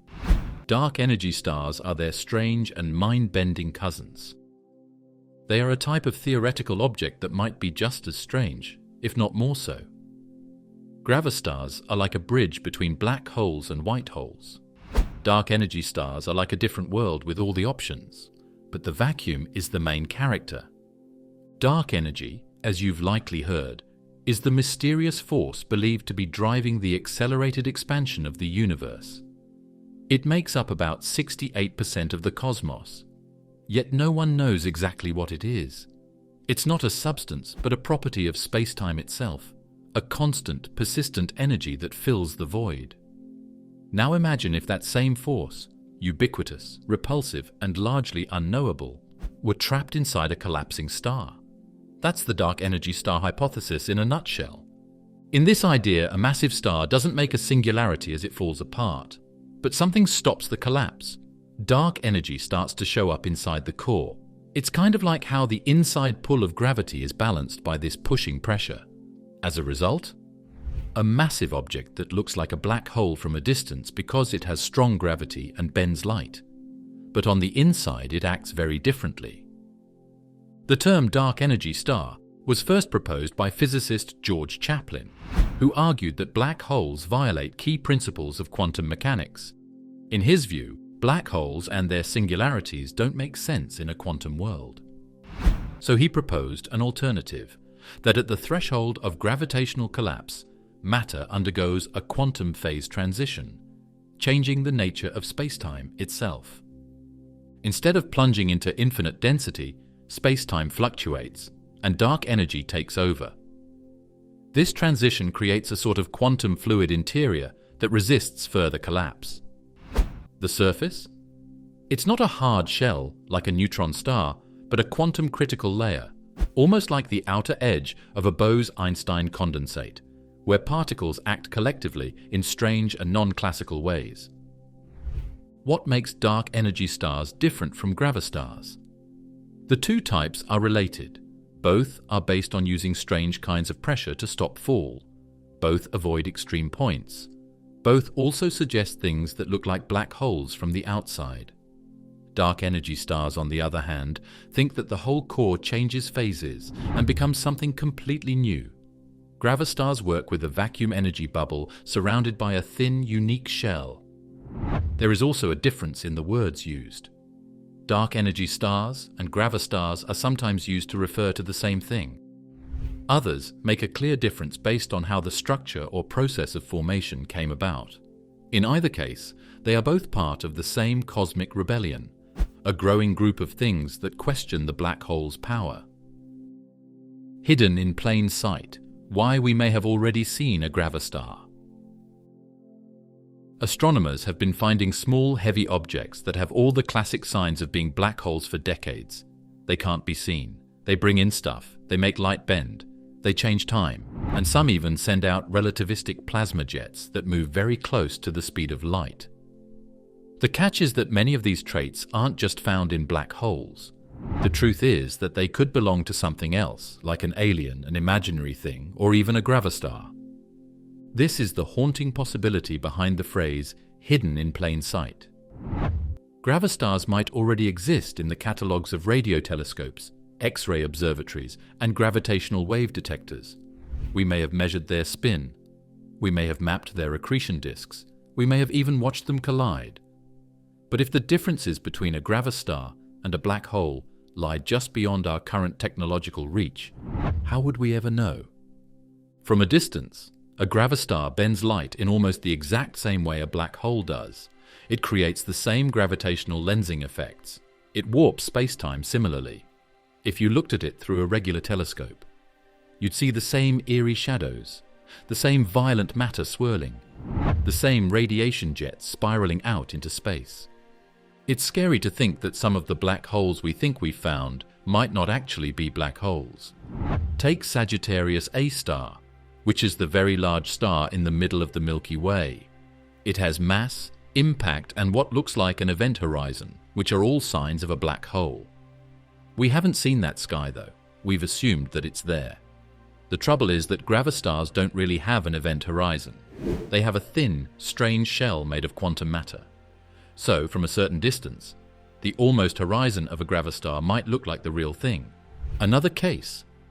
M87 star is the first picture ever taken of a black hole. The picture from the Event Horizon Telescope, EHT, amazed everyone. But it didn't show that the object was a black hole. It showed that it was both very small and very big, and that it had the right shape. But what about the theories that fit that shadow? They could also be made by gravastars. The same level of doubt exists in facts about gravitational waves. LIGO picks up the ripples of space-time when it finds a black hole merging. But gravastars can send out signs that are very similar, especially when they are in the in-spiral or crash phase. The differences might only show up in the last few milliseconds during the ring-down. So here's the real mystery. We might already have the data we need to identify gravastars, but lack the resolution, the precision, or the models to interpret it correctly. In this sense, gravastars are Schrödinger's objects, existing in a strange superposition of being both black holes and not black holes until we measure with better tools. The gravitational wave clue, echoes that reveal what's missing. Gravitational waves are the universe's greatest beat. They are ripples in space-time that are caused by the universe's most extreme events. A mark that LIGO and Virgo have made famous is a crescendo of cosmic waves followed by a slow, fading pulse. This is what happens when two black holes crash into each other. But what if the ring-down, the last note that fades out, isn't what we think it is? This is where gravastars might be hiding, and where they might be singing. In black hole mergers, the ring-down phase is governed by the newly formed black hole's event horizon. It's like hitting a bell and hearing its final hum before silence. But gravastars don't have an event horizon. They have a dense, exotic shell, a quantum structure with tension, oscillation, and perhaps even resonance. The difference? Gravastars might not go quietly. Instead of the smooth, predictable ring-down of a classical black hole, a gravastar merger could produce post-merger echoes, tiny, repeated reverberations in the gravitational wave signal that occur milliseconds after the main event. These echoes would be faint, buried in the data, but distinct. They wouldn't match the clean predictions of general relativity. They'd be outliers, glitches, anomalies. In fact, some studies have claimed to see these echoes in existing LIGO data, particularly in the famous GW150914 event, the first confirmed detection of a binary black hole merger. Follow-up analyses pointed to weird bumps in the waveform that don't fit cleanly with any black hole model. Were they artifacts, processing noise, or something stranger? If they're real, These echoes would be the cosmic equivalent of a ghost knocking back after you thought the séance was over. According to one theory, the gravitational waves hit the surface of the gravastar. Some of the waves go through, while others bounce back. The waves that were reflected then move inside, hit the vacuum core, and bounce back out again. This creates a series of interior echoes that reach out into space. Imagine hitting an empty drum once. The sounds will keep happening softly and fade more slowly than you might think. It was very important that these echoes were timed, with a uniform decay pattern and a small pause between each bounce. That isn't something a black hole should be able to do. That is, if we hear it, it means we heard something else. It's not easy to find these sounds, though. They would be very faint and easy to miss in the background noise. And the most sensitive instruments we have now, like LIGO and Virgo, are only just beginning to pick them out. Observatories built in the future, like LISA in space, might have better luck. They could hear the faintest cries of a dying gravastar because their detectors had wider bands and better clarity. This is where gravitational wave astronomy turns into a cosmic monitor, as well as a way to find new things. Shadows that lie. Why the Event Horizon Telescope might be fooled. The Event Horizon Telescope, EHT, showed off one of the most famous pictures in modern science in April 2019. It was an outline of a black hole, a ring of burning light around a perfectly round shadow. Darkness against fire, a picture of the void itself. The world did not move. Gravastars are a challenge to that famous picture. They say that what we think is a black hole might actually be something else. A fake from space with just enough differences to make us question everything we think we know. It's not what the EHT showed us that's wrong, but what it couldn't show us. At the center of the EHT image of M87 star, we see what's called the shadow of the black hole. But that shadow isn't the event horizon. It's a photon ring, a blurry observational trace of light looping around the intense gravitational field near the object. Photons circle the mass before escaping or falling in, creating a luminous ring surrounding the object's silhouette. The darkness in the middle, that's the part of the sky where light was bent, swallowed, or redirected away from our telescopes. Because a gravastar has an incredibly dense shell, its surface lies just outside where the event horizon of a black hole would be. The gravitational pull is nearly as strong. Light still orbits, bends, and scatters in similar ways. From Earth, with our current resolution, the two might be indistinguishable. But they're not the same. A black hole absorbs light entirely. A gravastar's shell, in theory, could reflect some. That would cause tiny, high-frequency oscillations or distortions in the photon ring. Subtle irregularities. In a perfect world, we'd see tiny interference patterns in the halo, faint hints that the object wasn't just pulling light in, but bouncing some of it back.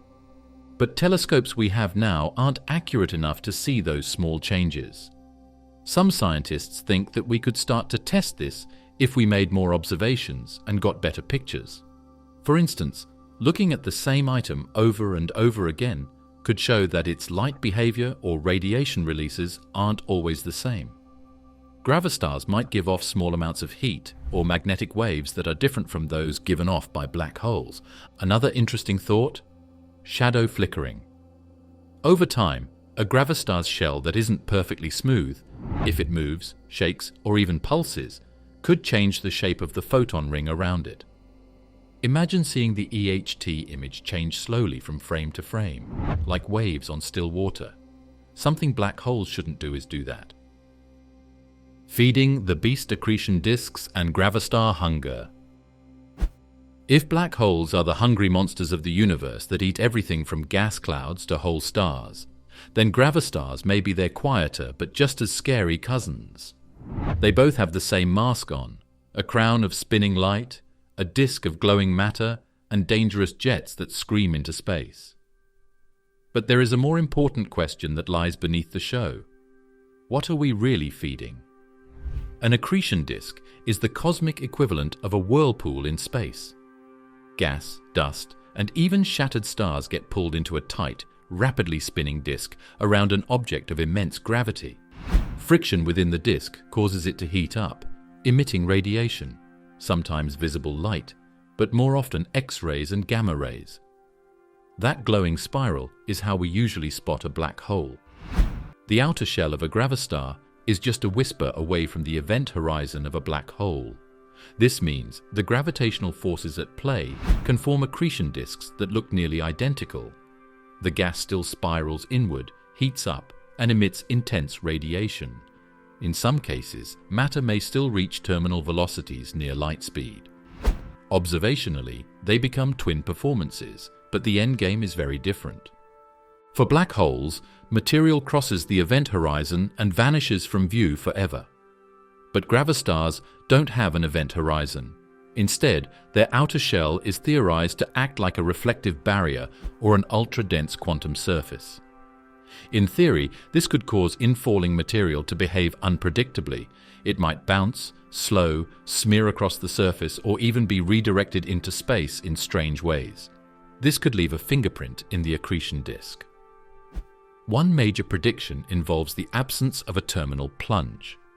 In black holes, matter accelerates infinitely fast as it approaches the event horizon. Gravastars, lacking a singularity and horizon, might create a more chaotic or delayed infall.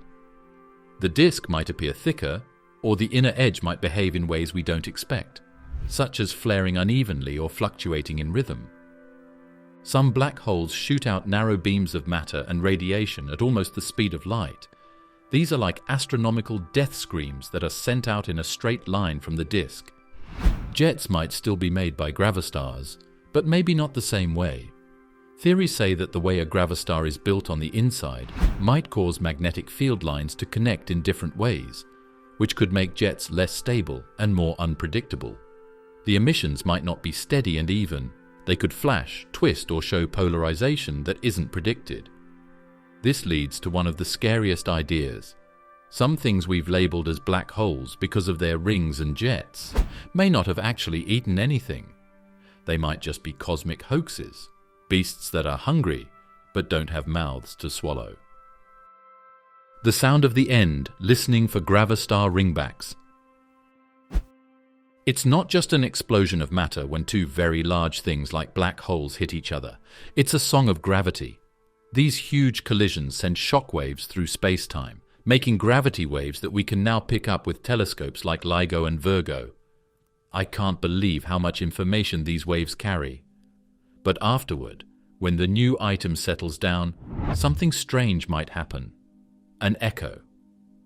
When two black holes join, there is a short period of ring down. It's the last note of the gravitational wave signal, and the black hole is now in its new stable shape. It's like the sound of a bell being rung. That ring down should go away easily and never come back. But in some LIGO detections, researchers noticed something strange. After the ring down, there were hints, tiny flickering blips of data, that suggested the waves were coming back. Echoes. As if something within the merged object had bounced the gravitational waves back outward, like sound in a cave. Black holes, with their event horizons, should not allow this. Once a wave crosses the horizon, it's gone forever. There should be no rebound. If gravastars replace the event horizon with a hard, ultra-dense shell, then gravitational waves slamming into that shell wouldn't vanish. They'd reflect, creating a delayed secondary wave. In theory, these reverberations could be measurable. They would be faint, distorted, and staggered by milliseconds, but unmistakable, like hearing the whisper of an echo in an empty chamber long after the initial shout. Several research teams have explored this possibility. While the evidence is still hotly debated, some signals from black hole mergers show post-merger anomalies that can't be fully explained by standard models. Could this be the sound of a gravastar ringback? It would be revolutionary if it were proven true. It would mean that the things we thought were black holes are actually reacting, not taking in all the energy and information. They're not empty graves. They are complicated, changing entities that have heartbeat-like sounds that travel through space-time. But here's the catch. If these sounds are real, they don't just make us question what we know about black holes. They make us wonder if death is really the end of the world. In a gravastar, death doesn't mean going into a deep sleep. It's like a cosmic aftershock that won't go away. The spherical shell test. Could we detect one in our backyard? Think about a gravastar that is quietly circling just past Pluto. It's not shiny, it doesn't scream. Still, it's one of the strangest things the universe could ever make. The question is, how would we know it's there? It is famously hard to find black holes. We can only guess that they exist by looking at how they interact with close stars or the gravity waves that are sent out when they crash into each other. It would be even harder to find gravastars. It is thought that they don't have a standard event range. Instead, they have a quantum shell, which is a thin, almost unbreakable layer of very dense matter that surrounds a hollow center filled with empty energy. So how do you find something that doesn't normally give off or take in light? The circular shell test is an idea that experts have put forward. To do this, very sensitive probes or lasers would have to be pointed at a possible gravastar to see how energy interacts with the shell. Light would be sucked into a black hole as soon as it hits the event horizon, but a gravastar's shell might make the light bounce, stall, or change frequencies. In a sense, we would be pinging the surface of spacetime. But there's more.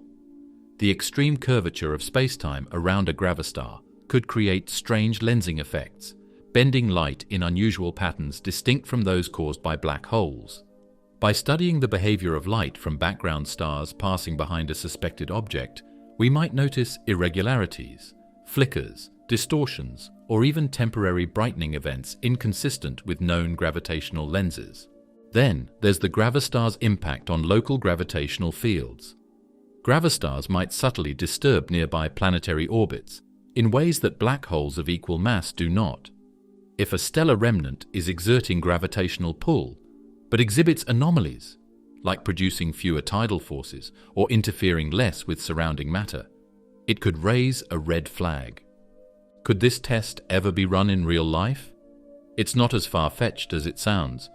Missions like Gaia are already tracking the positions and movements of billions of stars with mind-blowing precision.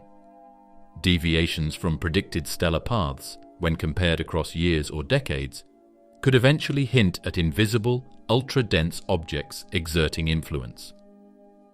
The circular shell test isn't meant to prove that tomorrow is a gravastar.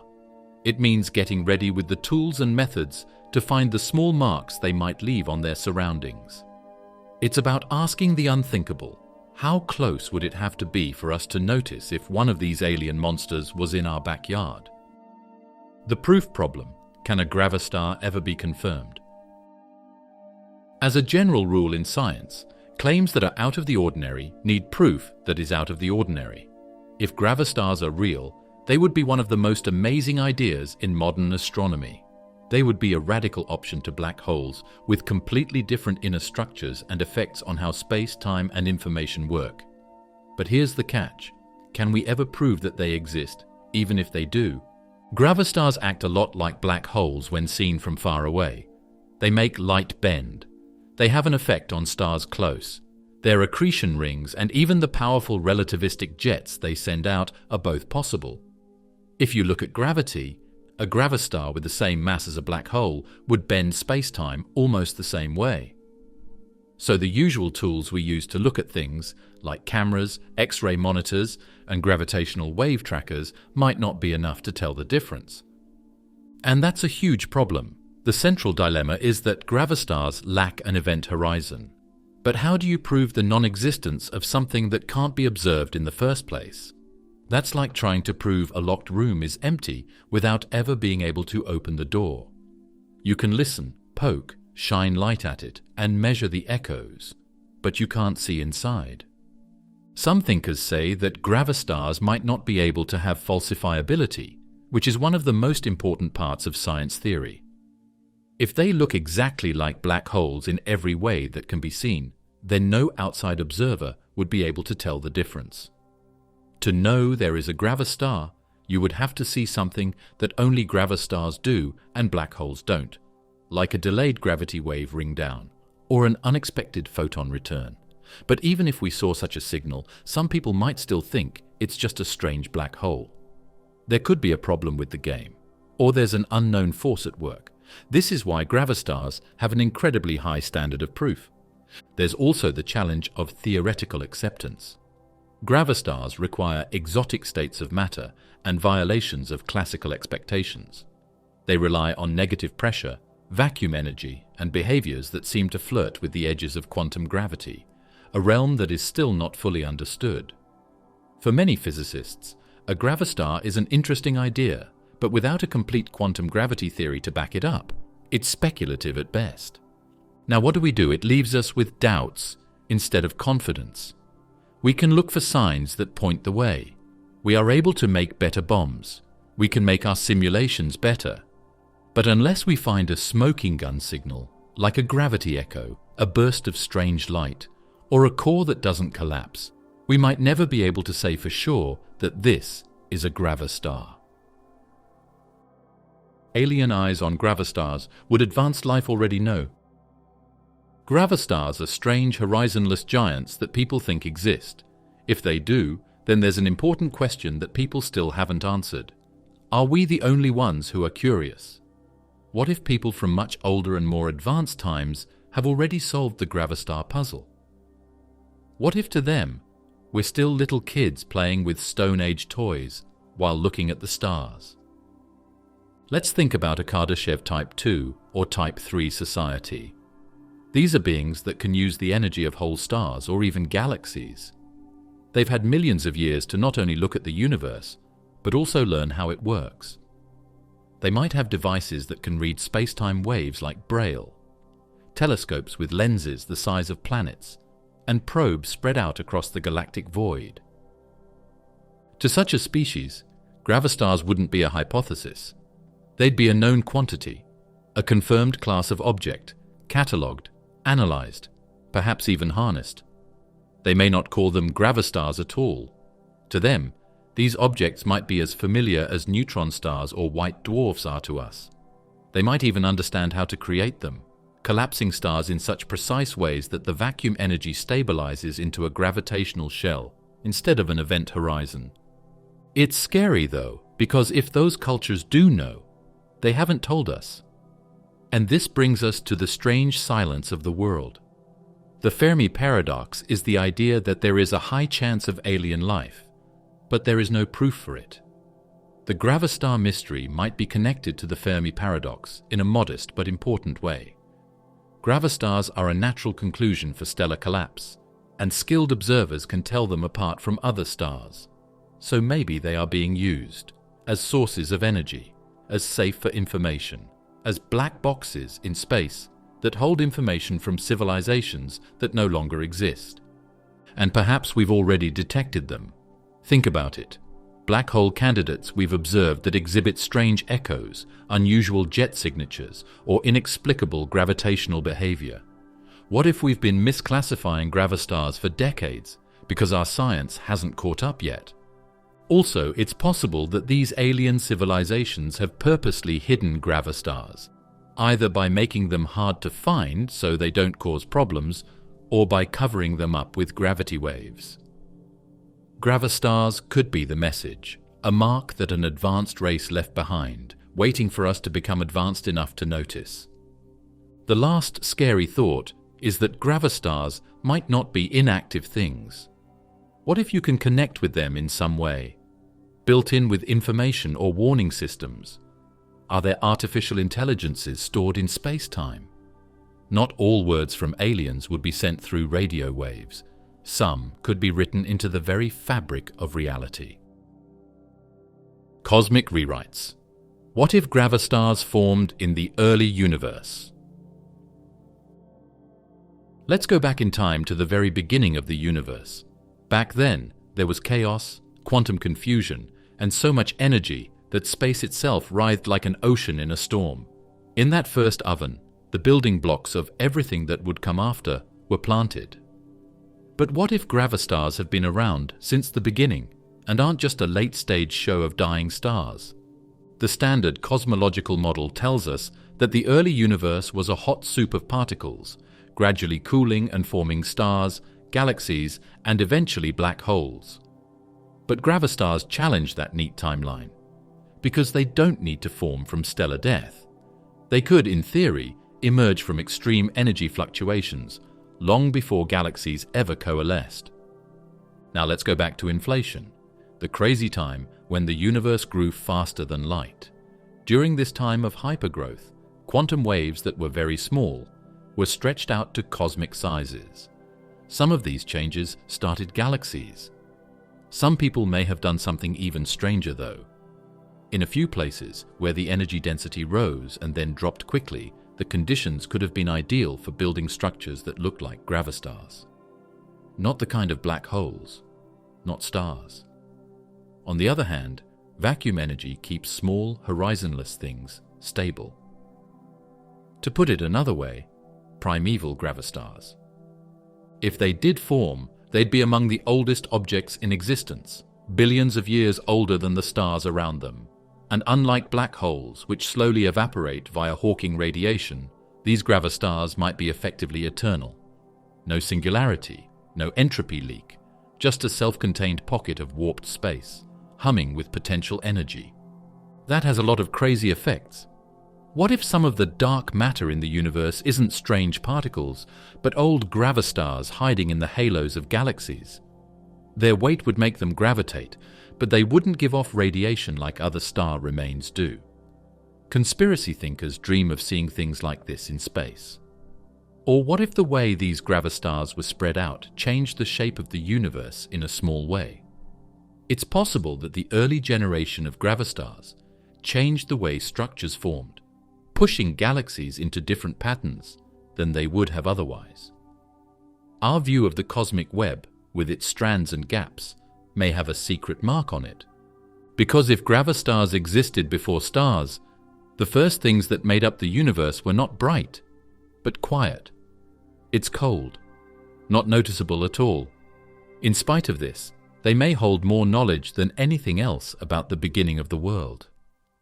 Gravastars, which were made in those first few seconds of chaos, could be used as time capsules because they have been there for over 13 billion years without being touched or changed.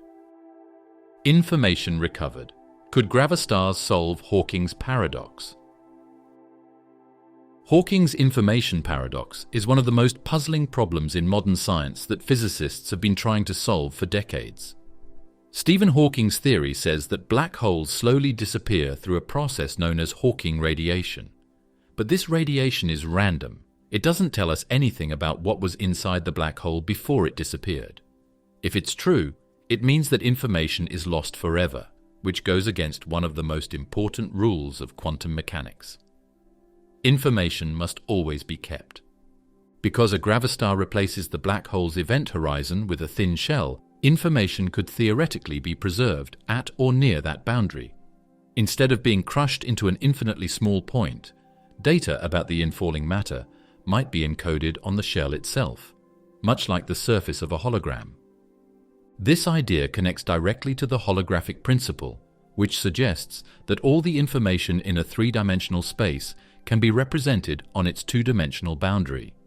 If gravastars follow this principle, then they may not just preserve information, they may offer a solution to the paradox itself.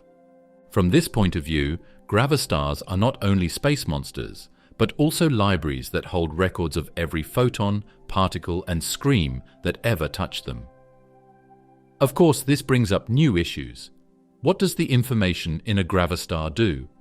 Does it stay stored forever, or could it be slowly released through quantum changes or faint radiation?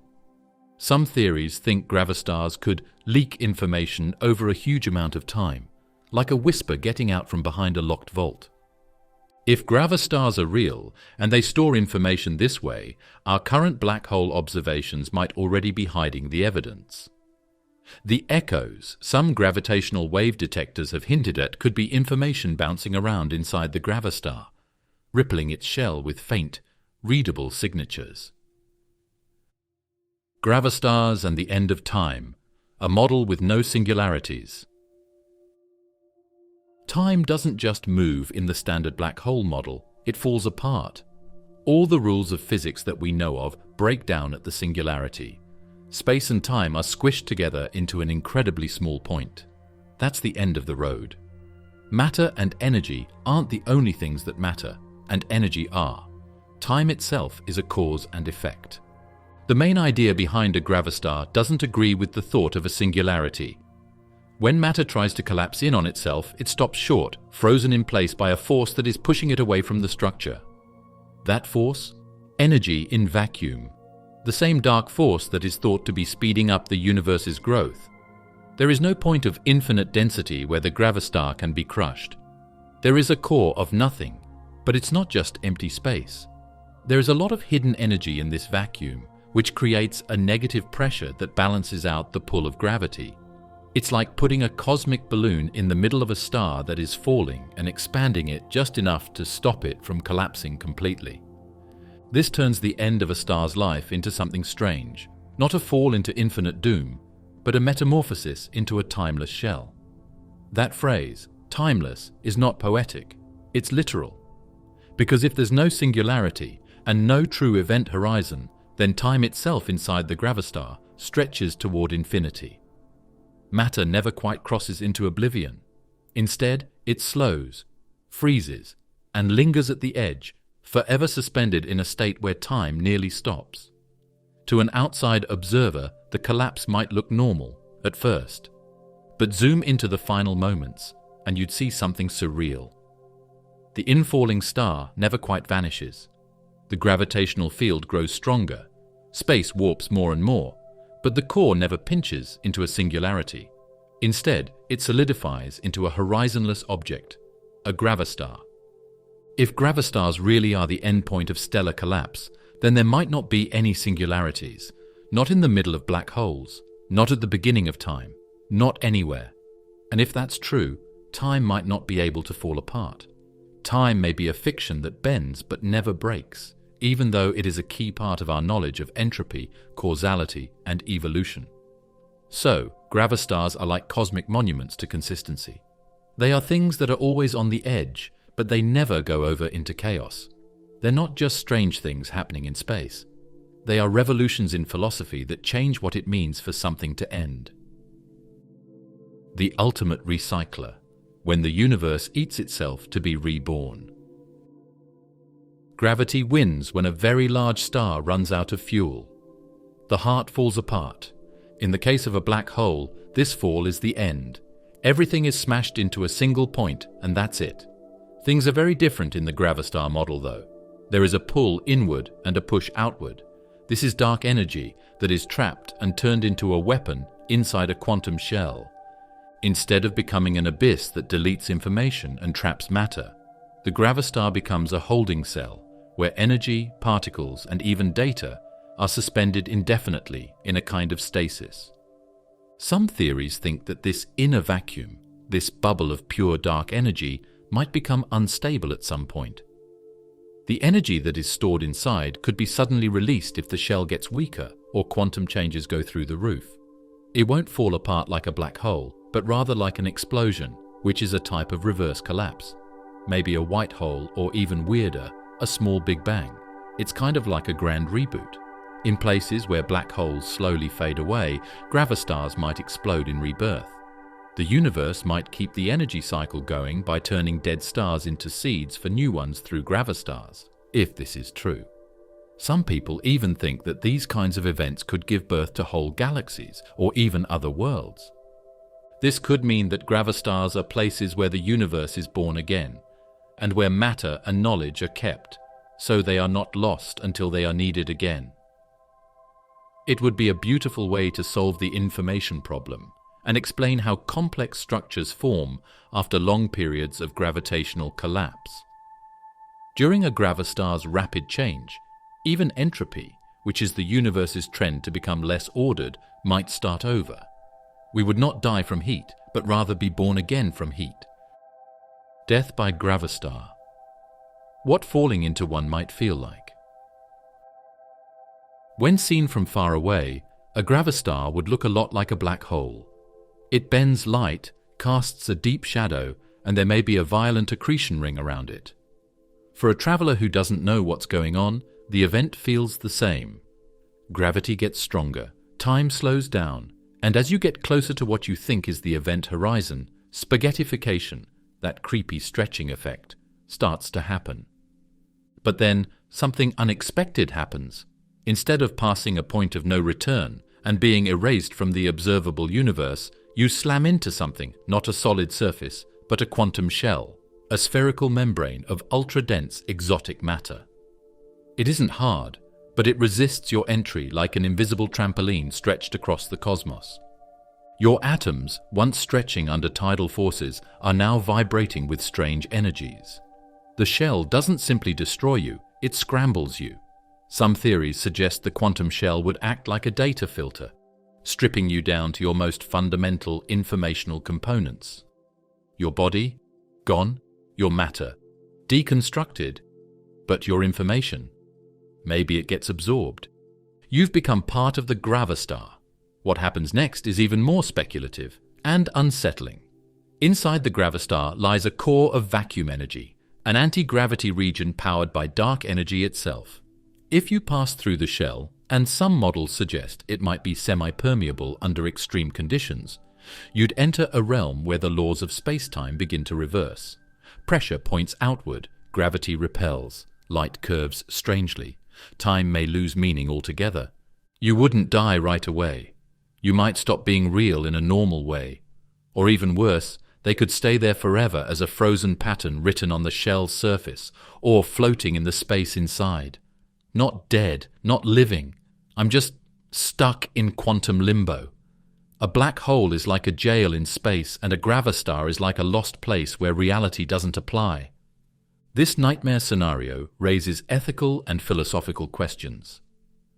If gravastars absorb matter and retain information, is anything that falls into them truly gone?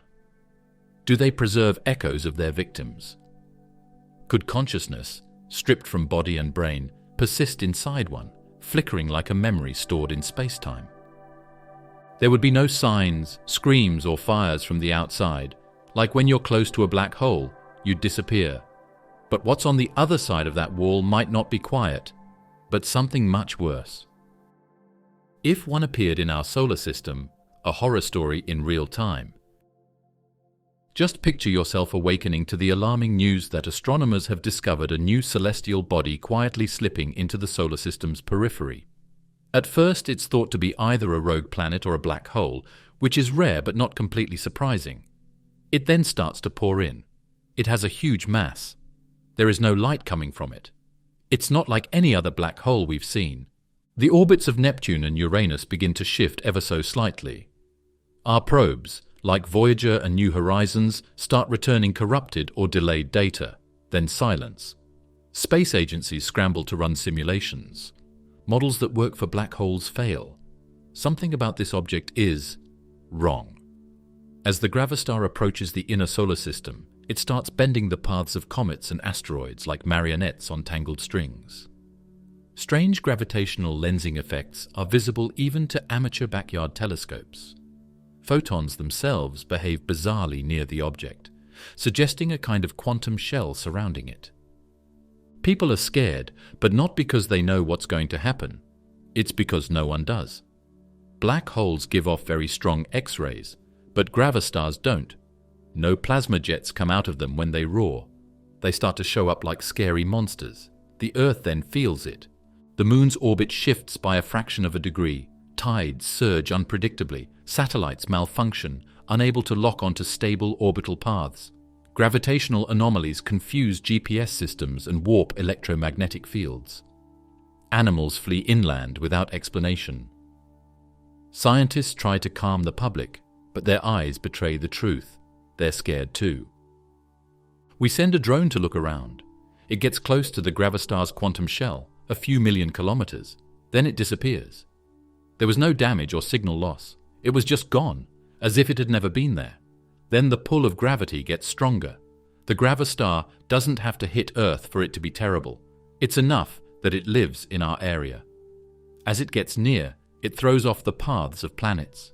The Sun moves around a little. Venus's center moves. Tectonic shocks happen on Mars. In response, Earth's crust becomes more unstable. Volcanoes erupt, fault lines break, and ocean waves hit levels that are too high to handle. The gravastar keeps going along its way, not bothered, not influenced, and not feeling anything. The thing doesn't want to destroy Earth. It just does that. Like a rock that just exists and crushes a butterfly. We were never meant to be hit. We were just getting in the way. And all that's left behind is a solar system that is in chaos, and the quiet whispers of a society that tried for a short time to understand how the world works, but instead met one of its worst fears. Could the universe be a gravastar? The big question. Even time itself might not be in a universe. What if everything we know, galaxies, stars, dark matter, and so on, is in a gravastar instead? It doesn't sound possible. It might even be silly. But some theoretical scientists have been brave enough to ask this question, and what they've found is very scary. Because, from a statistical point of view, it might work. In many models, our universe has a finite measurable energy density surrounded by what we call a vacuum. That vacuum, by some definitions, has negative pressure, just like the dark energy core of a gravastar. And the edge of the observable universe, it behaves eerily like a horizon. Not an event horizon in the classic black hole sense, but a cosmological horizon beyond which we can never see. Because space is expanding faster than light can traverse it.